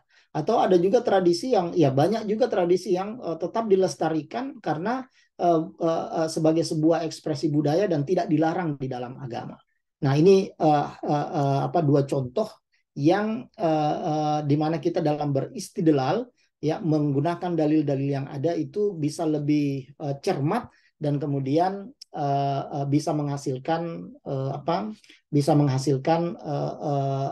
kesimpulan yang lebih baik dari kebiasaan-kebiasaan yang mungkin saja dianggap buruk dan kemudian kita akhiri atau dilawan dengan strategi tertentu, termasuk dengan ya walaupun ulama-ulama perempuan yang banyak berkonferensi belakangan ini itu dalam bentuk formalisasi pun juga atau formalitas saja itu supaya tidak ada ya ada yang tetap berkata oke, tidak ada khitan perempuan tetapi sebagai sebuah tradisi ia dilakukan sebagai upacara saja, tapi substansi mutilasi itu dihilangkan sama sekali, dia hanya sebagai formalitas. Jadi apapun itu adalah cara umat Islam berdialog dengan zamannya, berdialog dengan teks-teks yang ada dari Al-Quran dan kemudian menghasilkan kesimpulan-kesimpulan yang insya Allah lebih baik. Oke, saya kira biar tidak terlalu panjang, saya di situ dulu. Kita sisakan waktu lebih banyak untuk diskusi. Terima kasih. Silakan. Baik, Ustadz. Insya Allah ya, selalu menarik ya Bapak Ibu membahas tradisi-tradisi yang ada di masyarakat ya. Baik itu yang kita ketahui sebagai mitos ataupun banyak juga barangkali yang kita masih ragu-ragu ya terkait dengan tradisi-tradisi yang ada.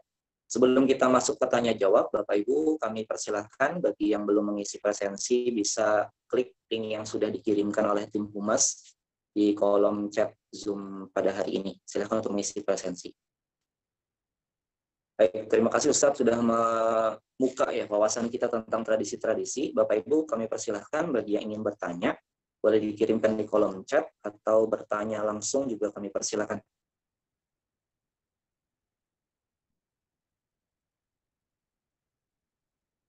Apakah ada dari Bapak Ibu semua?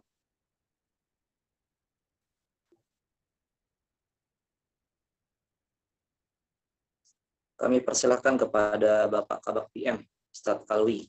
Silakan Ustadz.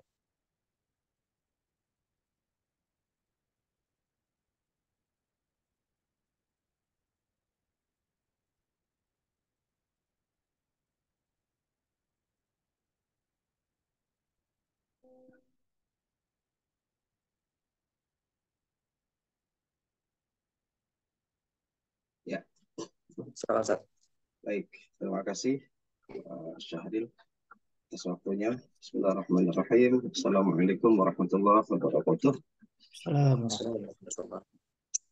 Yang sama-sama kita hormati Pak Kiai Farid Hussaino, ini selalu memberikan materi yang menarik. Ini harusnya ini pihak perempuan yang banyak bertanya ini, Kiai.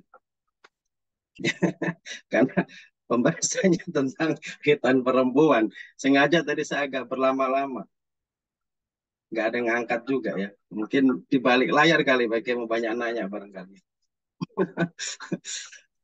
Yang menarik, ya izin Pak Kiai bertanya, apa yang menarik tadi terakhir statement bahwa ada pendapat ya tadi ini terkesan mutilasi ya. Kalau memang demikian adanya, apakah tidak, apakah kemudian yang khitan laki-laki itu bukan bagian dari itu juga? Kalau memang alasannya itu adalah mutilasi, sama-sama memotong kan gitu kan. Laki-laki juga menghilangkan kulub kan gitu ya. Artinya memotong bagian dari apa namanya alat vital. Pun demikian perempuan ya mungkin teknisnya barangkali berbeda ya. Namun kan sama-sama, artinya apa namanya, menghilangkan lah. Meskipun saat ini khitan juga sudah modern kan, pakai laser, darah sudah tidak mengalir barangkali gitu kan. Cuma baunya tuh oke, karena saya pernah mengantar anak khitan itu dengan laser tuh baunya kayak bau ya daging dibakar gitu. Karena memang kalau kita mungkin dulu pakai gunting ya.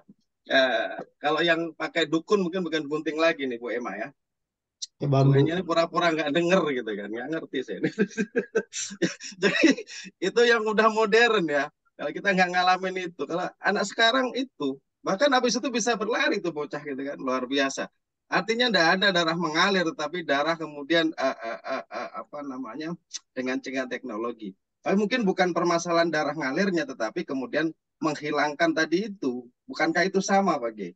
Artinya laki juga hilang, perempuan juga hilang kan gitu kan. Meskipun tadi ada pendapat tidak menghilangkan, tapi cukup dengan menyentuh bagian itu kan gitu kan. Izin bagi coba saya tadi ada nih saya punya di PDF ya. Jadi Ibnu Hajar al Asqalani itu juga jelas dia juga mengatakan kalau yang sahih itu kan Abu Hurairah ya tentang al-fitrah khamsah. Al-fitrah itu khamsatun ya, khamsun. Khamsu minal fitrah, al-khitan salah satunya. Itu yang sahih. Kemudian Mawardi mengatakan di sini khitanuha qat'u jildah takunu fi a'la farjiha. Jadi bahwa Mawardi mengatakan mengkhitan perempuan itu memotong kulit yang ada di bagian, mohon maaf, mohon izin, bagian vaginanya gitu kan. Jadi memotong, jadi bahasa juga memotong. Ya nggak mungkin dengan berbagai referensi yang ada barangkali kan ikhtilaf ya di antara ulama, ada yang memotong mungkin ada yang menyentuh. Pertanyaan tadi bagi ini sama-sama menghilangkan nih, kenapa yang laki tadi katakan mutilasi juga gitu.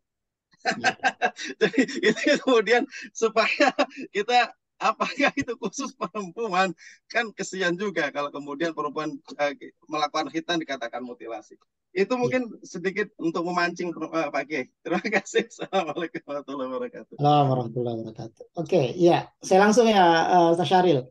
Langsung, silakan Ustaz. Ya, sambil nunggu yang lain kalau ada pertanyaan ya.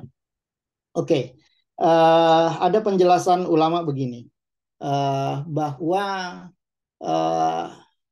ada yang bisa kita hilangkan dari tubuh kita dengan tujuan-tujuan yang baik, termasuk adalah kebersihan.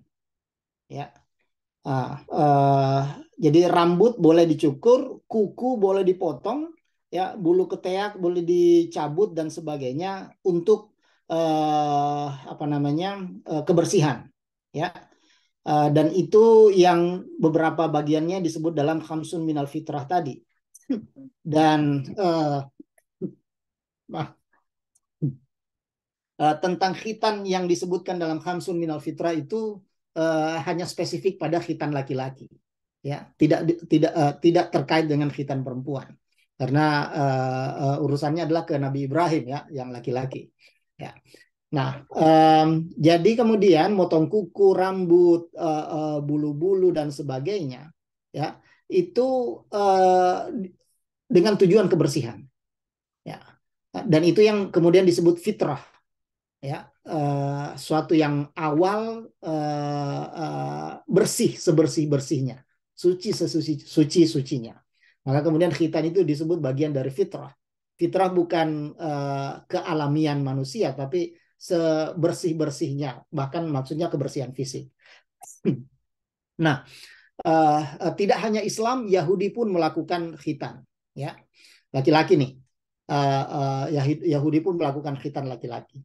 Nah, tadi selain salah satu tujuannya adalah agar laki-laki, jadi agar saraf yang ada di kepala kemaluan laki-laki itu mati, ya, dan kemudian bisa berhubungan lama, ya. Tujuan lainnya adalah kebersihan, ya, karena di bawah kulub itu banyak sekali kotoran, ya kan? Yang bapak-bapak yang laki-laki atau ibu-ibu yang punya anak laki-laki bisa lihat kotoran itu, ya, berwarna putih, agak keputihan, yang bisa menebal kalau tidak dibersihkan. Dan salah satu caranya yang paling efisien adalah dengan khitan.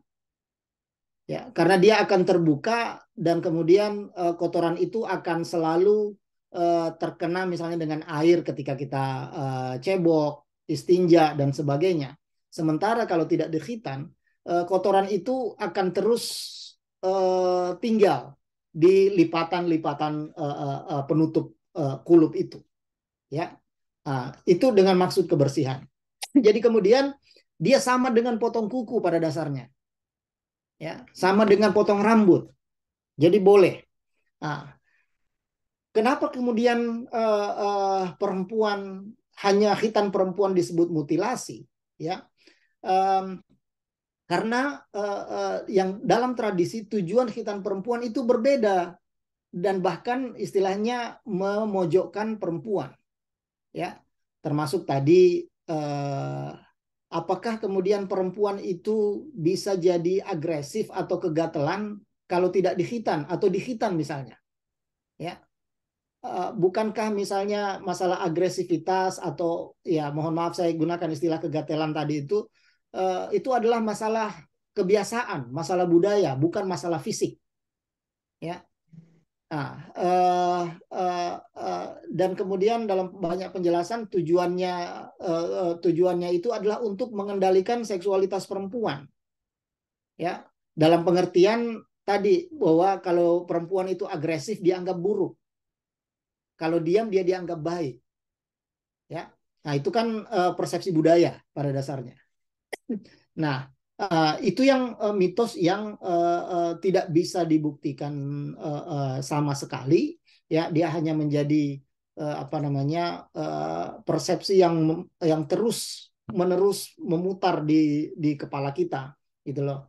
Nah, jadi walaupun sama-sama memotong, ya, tapi misalnya dia tidak disebut fitrah, khitan perempuan tidak disebut fitrah karena bukan untuk tujuan kebersihan. Tidak ada tujuan kebersihan di situ.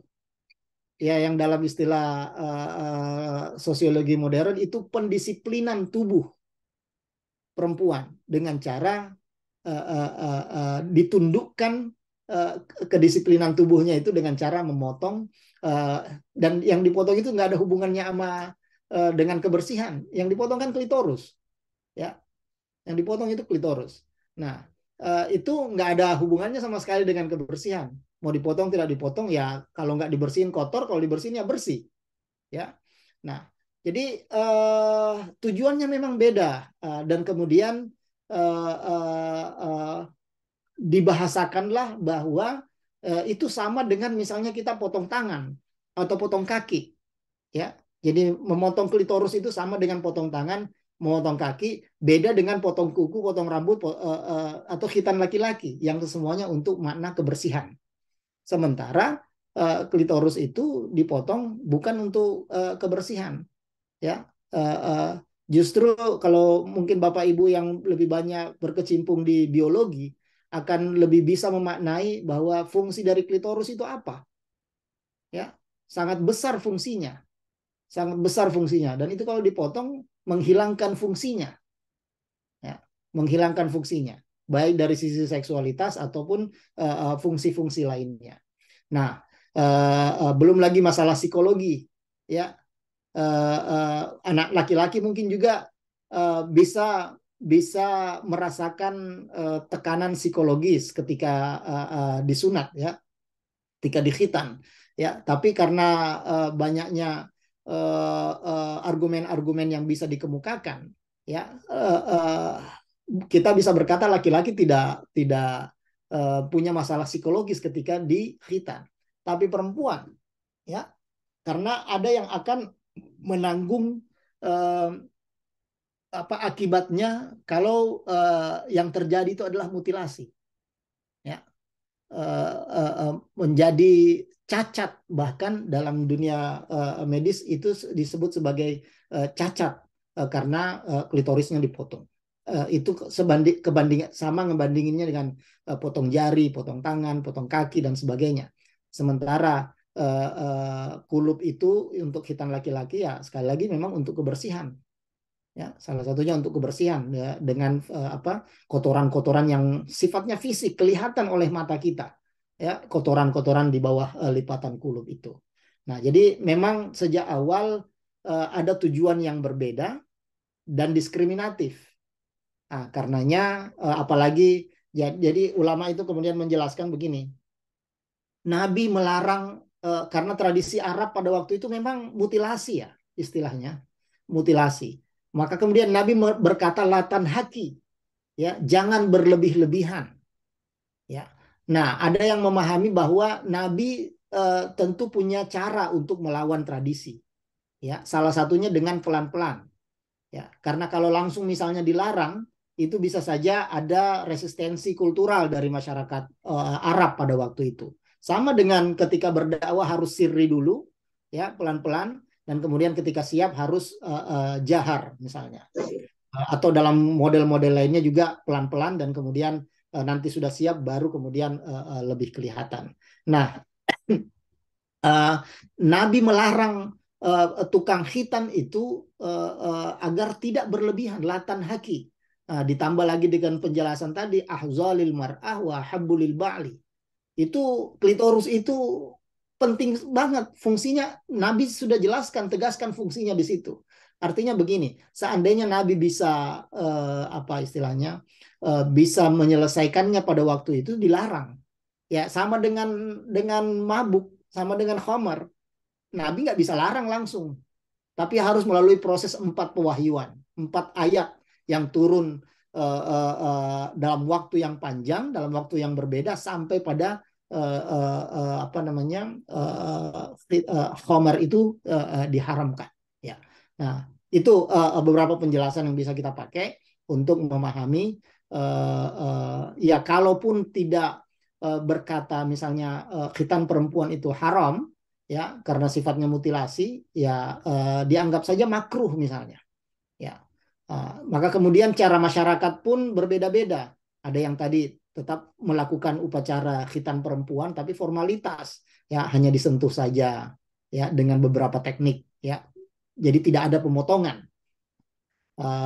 Sementara masih banyak jadi ya bidan-bidan atau apa istilahnya tabib-tabib di kampung-kampung itu, tobibah-tobibah di kampung-kampung juga itu ya sudah banyak apa namanya mendapatkan penjelasan dari puskesmas untuk tidak melakukan khitan perempuan ya karena memang itu sifatnya mutilasi ya bukan pembersihan seperti yang ada dalam khitan laki-laki.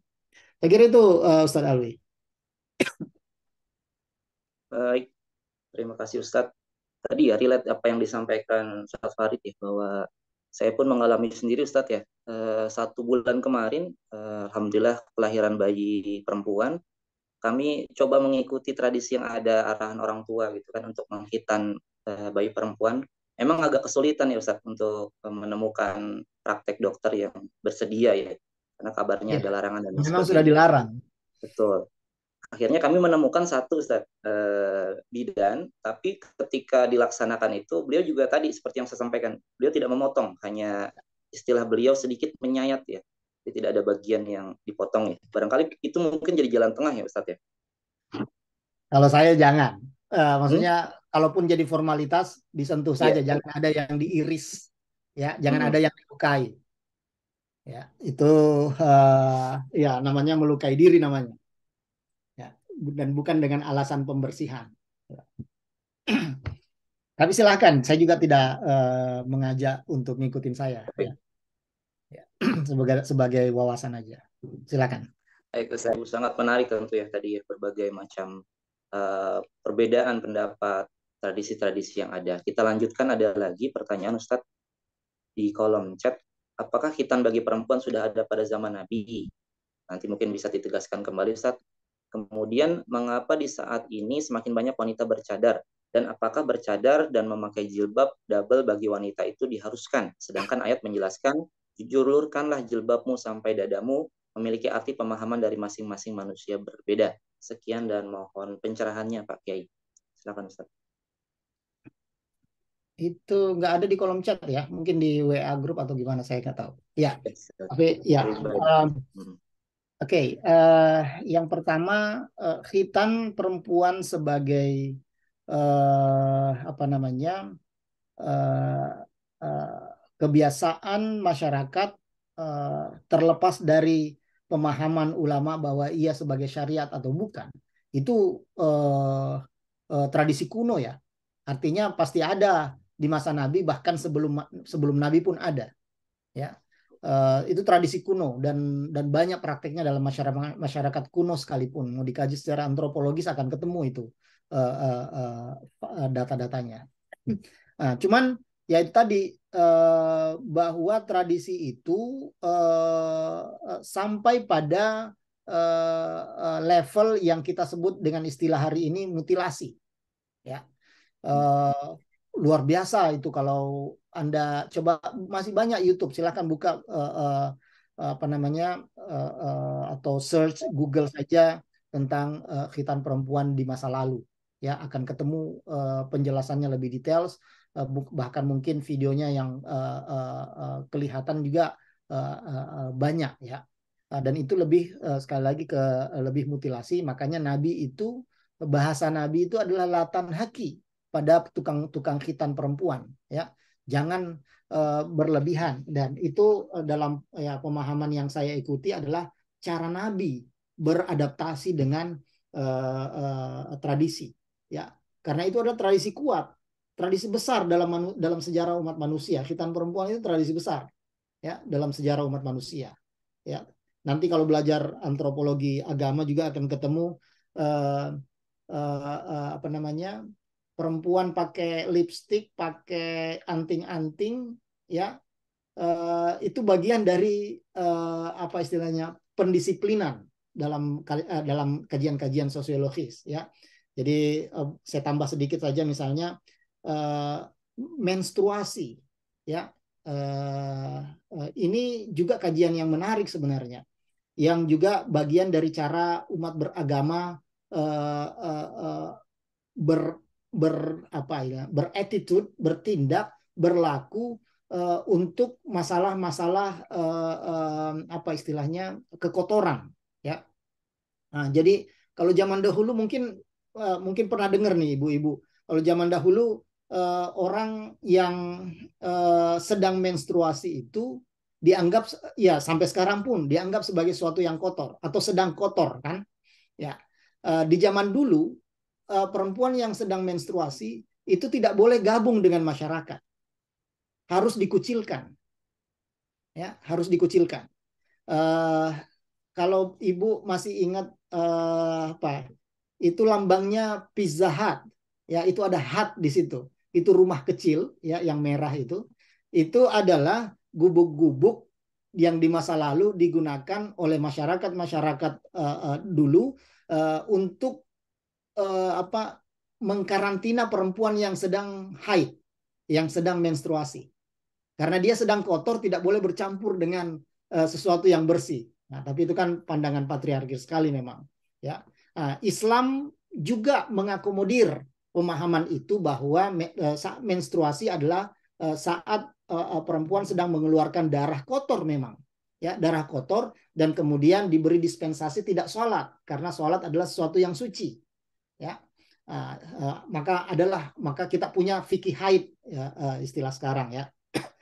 Cara bagaimana Islam merespon dengan persepsi-persepsi masyarakat.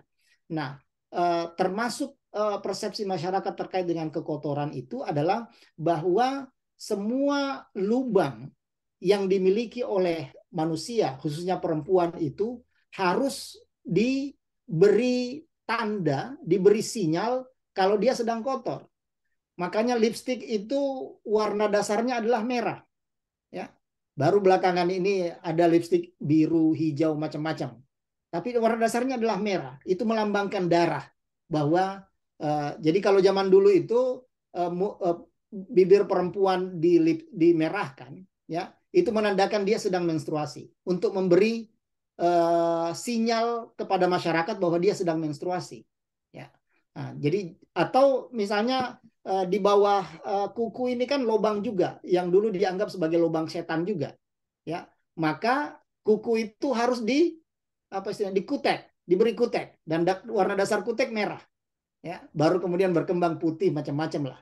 Nah, itu juga orang perempuan yang sedang pakai lipstik, sedang pakai kutek merah, itu menandakan bahwa dia sedang menstruasi, dia sedang kotor istilahnya. Nah, cara itu berkembang dan seterusnya sampai sekarang macam-macam lah. Nah, itu cara masyarakat untuk menunjukkan adanya hal-hal yang perlu dihindari. Karena ya dalam masyarakat dulu kita berkata bahwa yang kotor itu setan. Makanya harus, yang kasihan ya yang perempuan harus dibegitukan, ya. Nah, jadi ya sebagai wawasan aja nih, jangan juga nanti dikucilkan kalau sedang menstruasi, ya. Nah, termasuk dengan khitan juga, ya, termasuk dengan khitan juga. Nah, itu memang luar biasa pendisiplinan tubuh perempuan yang ada sejak lama, ya. Dan kemudian kalau kita tidak pahami dengan baik akan salah cara kita untuk melakukan treatment terhadap persepsi-persepsi terkait dengan kotor, terkait dengan najis, terkait dengan setan dan sebagainya.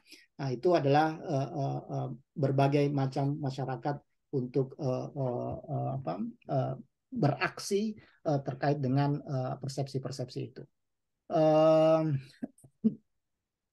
Kemudian yang kedua tadi tentang cadar, ya mungkin topik baru, ya, pasti panjang juga ceritanya. Tapi mari kita ada di posisi minimal jilbab itu wajib, ya, jilbab secara umum saja.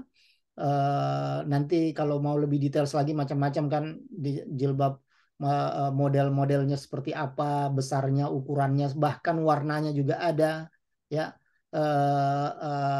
Sampai pada cadar itu, ya. Nah, cadar ya buat beberapa kelompok Muslim ada yang berkata itu wajib, ya.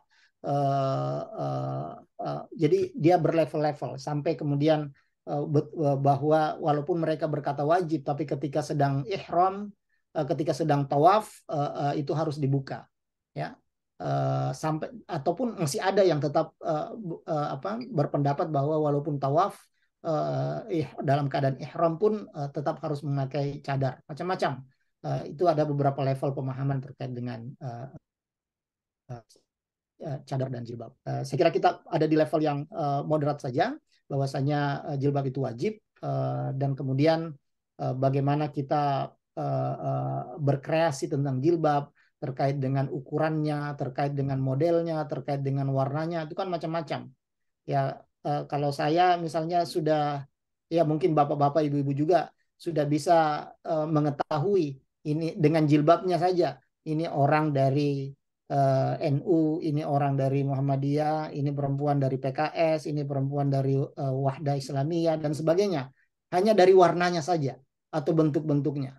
Ya, itu kan kreasi saja pada dasarnya. Saya kira itu, Ustaz Syahril. Baik, Ustadz, alhamdulillah, insya Allah bertambah banyak wawasan kita. Izin Ustadz, masih ada yang ingin bertanya? Masih Ya, ada waktu? silakan. Nah, silakan kepada Kepala MA, Pak Marfu, persilakan.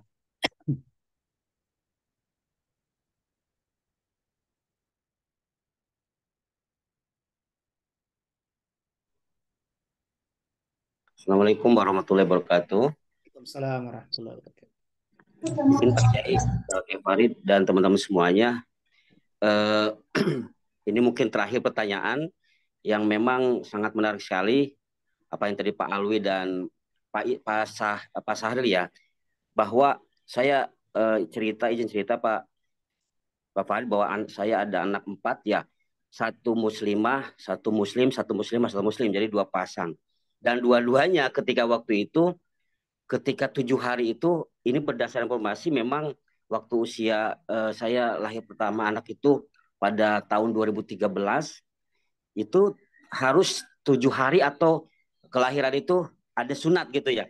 Dan memang waktu itu bidannya memang bidan yang sudah senior, yang memang ini langsung diarahkan, Pak, nanti setelah 7 hari disunat lagi gitu ya.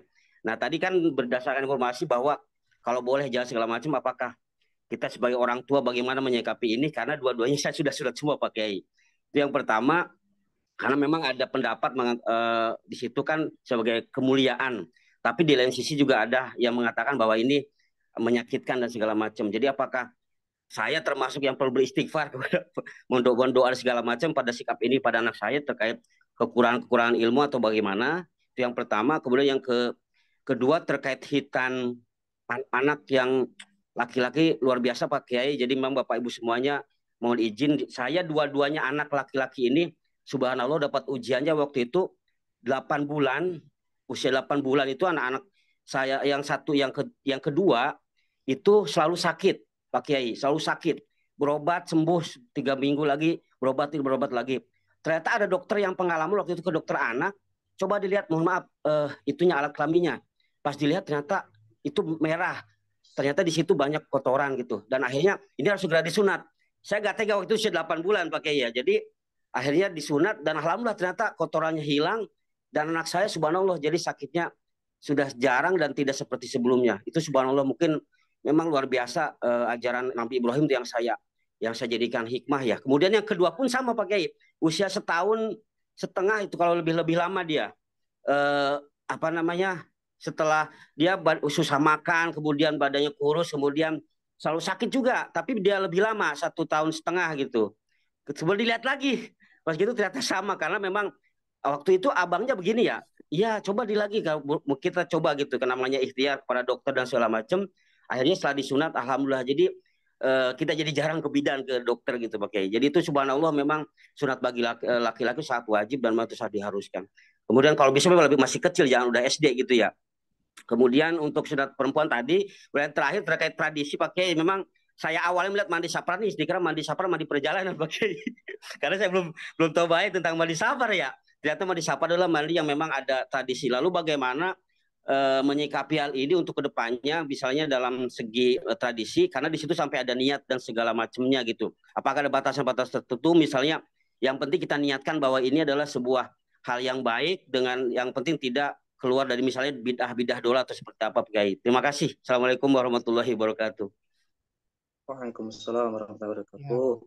Izin Ustadz Farid satu lagi ya biar sekaligus menguatkan. Hampir sama seperti yang tadi Ustadz tentang bagaimana dari kontroversi yang banyak dari Ibu Rinawati, apakah pada saat ini kita masih bisa menerapkan kaidah fikih hitan perempuan? Sebab bahwa jika seorang perempuan tidak dihitan, tidak akan terkontrol seksualitasnya. Gitu, Ustaz. Silakan. Oke. Ya, mungkin digabung aja ya. Saya kira bisa bersambung. Tapi yang pertama dulu tadi itu tentang mandi safar, ya. Jadi mandi di bulan safar ya, bukan mandi perjalanan dalam penjelasan tadi. Mandi di bulan safar, khususnya di Rabu Wekasan, di Rabu terakhir di bulan safar, ya. Apa namanya? Ya, oke, itu tidak ada istilahnya, tidak sebagai sebuah perintah, tidak juga sebagai sebuah larangan. Artinya, ya kalau mau sekedar rame-rame saja silahkan, tapi tidak dianggap sebagai sebuah ubudiyah, ya, tidak sebagai perintah agama. Jadi sebenarnya niatnya dalam pengertian nawaitu itu tidak ada, ya kita anggap sebagai ekspresi kebudayaan saja tanpa perlu dihubungkan dengan agama. Masalah dalam pelaksanaan mandi safar itu ada yang ditambah dengan acara-acara, ya sama aja dengan acara-acara syiar keagamaan lainnya, ya. Artinya semakin banyak medium yang bisa kita ciptakan untuk memberikan nasihat, ujangan, peringatan kepada masyarakat, ya semakin bagus. Termasuk menggunakan medium mandi safar, kalau bisa kalau memang ada acaranya, ada pidatonya, ada ceramahnya dan sebagainya, kan itu bagus sebagai sebuah cara kita mengingatkan masyarakat tentang agama. Tetapi aktivitas mandinya ya sama aja kalau kita mandi ke pantai, mandi ke kali dan sebagainya, tidak perlu kita niatkan khusus sebagai ubudiyah. Anggap aja mandi sehari-hari, mandi rame-rame lagi main, karena memang mandi safar itu tidak ada fikihnya, maksudnya harus begini, harus begitu dan sebagainya. Ya orang pakai baju aja senang-senang, ada yang bawa bola dan sebagainya, mandi aja mereka. Ada yang bahkan di tempat penelitian saya itu di kolam renang malah, kolam renang publik ya, Hermes namanya, mereka mandi safar di sana ya sekedar sebagai ekspresi kebudayaan saja. Jadi tidak mengganggu keagamaan kita sama sekali. Artinya mau dilakukan silahkan, tidak dilakukan silahkan. Ya. Itu tentang mandi safar. Kembali tentang khitan, ya saya kira menarik tadi pengalaman dari Ustadz Marfu terkait dengan khitan laki-laki dengan kebersihan, ya, dengan kesehatan. Itu memang jelas kalau untuk khitan laki-laki.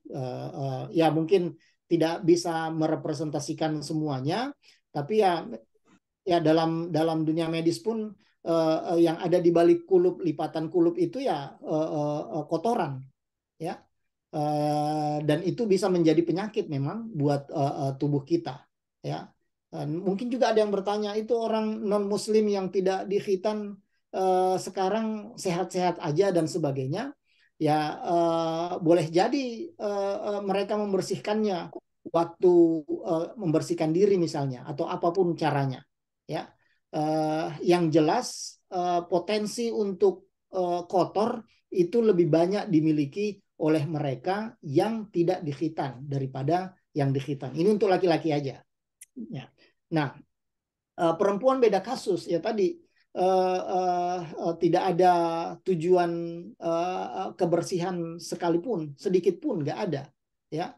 Penjelasan yang paling mungkin kita dapatkan ya pendisiplinan tubuh perempuan, dan bahwa memang hidup dalam masyarakat kita, ya, persepsi bahwa kalau perempuan tidak dikhitan itu akan agresif, ya, istilahnya kasarnya gampangan, ya, atau apapun, ya. Mudah-mudahan tidak demikian, tapi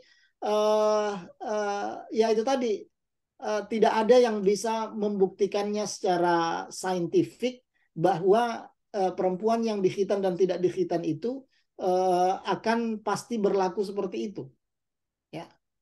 Mau tidak dikhitan juga mau dikhitan juga banyak yang kalau memang bicaranya tentang agresivitas atau tadi itu ya gampangan dan sebagainya. Nah itu jadi di situ, jadi kalau khitan laki-laki ada kontrol seksualitas, tetapi untuk yang baik, untuk yang positif, dalam pengertian tadi biar lama dalam hubungan suami istri. Nah, tapi perempuan pun ada kontrol seksualitas, tetapi supaya menghilangkan bagian-bagian yang justru sangat berfungsi dalam hubungan seksual, ya. Nah ini istilahnya yang satunya menguntungkan, yang satunya merugikan. Nah, itu yang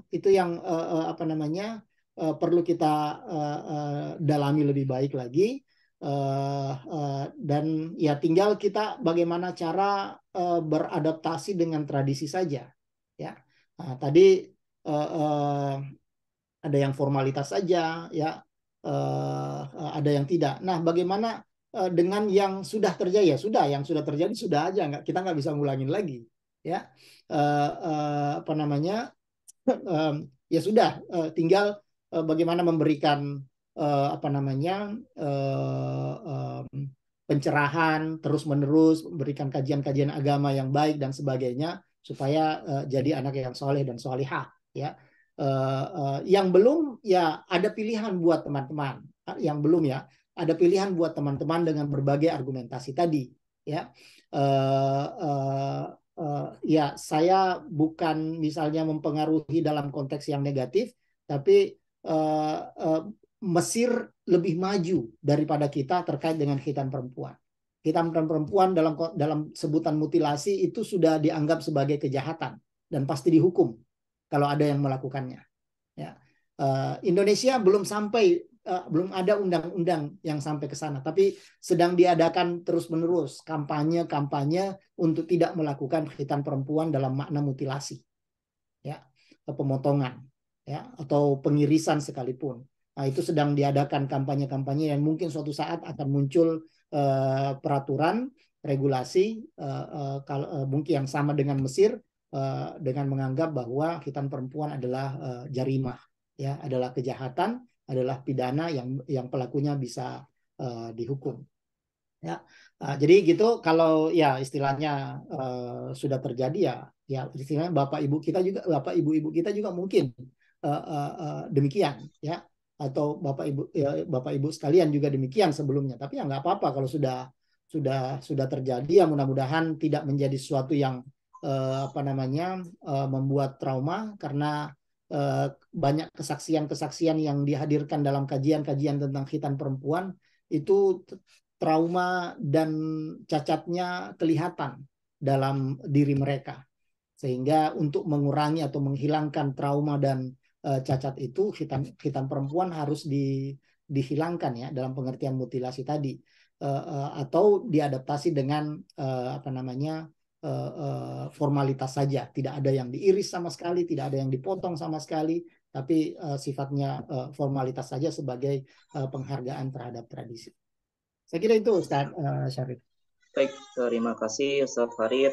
Allah, alhamdulillah, Bapak Ibu yang dirahmati Allah, kita ucapkan terima kasih kepada Ustaz Farid sudah mendampingi kita di pembelajaran hari ini. Mudah-mudahan kita bisa bertemu kembali Ustaz di pekan selanjutnya di madrasah. Insya Allah Ustaz sehat sekeluarga.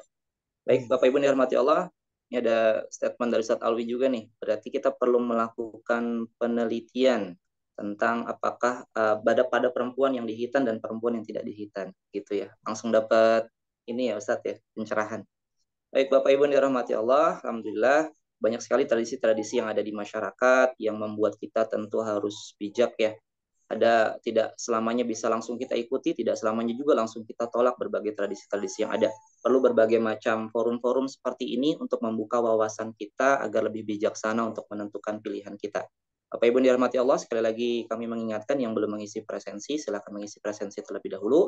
Insya Allah kita berdoa dan berharap bisa kembali bertemu di kajian bulanan berikutnya, sama-sama di bulan September tahun 2023. Barangkali itu Bapak Ibu, mohon maaf atas segala kekurangan, termasuk waktu yang bertambah ya, berlebih dari jadwal. Alhamdulillah sesuai dengan antusiasme Bapak Ibu semua. Kita akhiri sama-sama nahtatim bi qiraati hamdalah. Alhamdulillahirabbil alamin. Subhanakallahumma wa bihamdika asyhadu an la ilaha illa anta astaghfiruka wa atubu ilaik. Terima kasih. Wassalamualaikum warahmatullahi wabarakatuh. Allah. Terima kasih Pak Kabid. Terima kasih Pak Direktur. Ditunggu Ya, ngopi-ngopi di Indonesia. Kapan ini?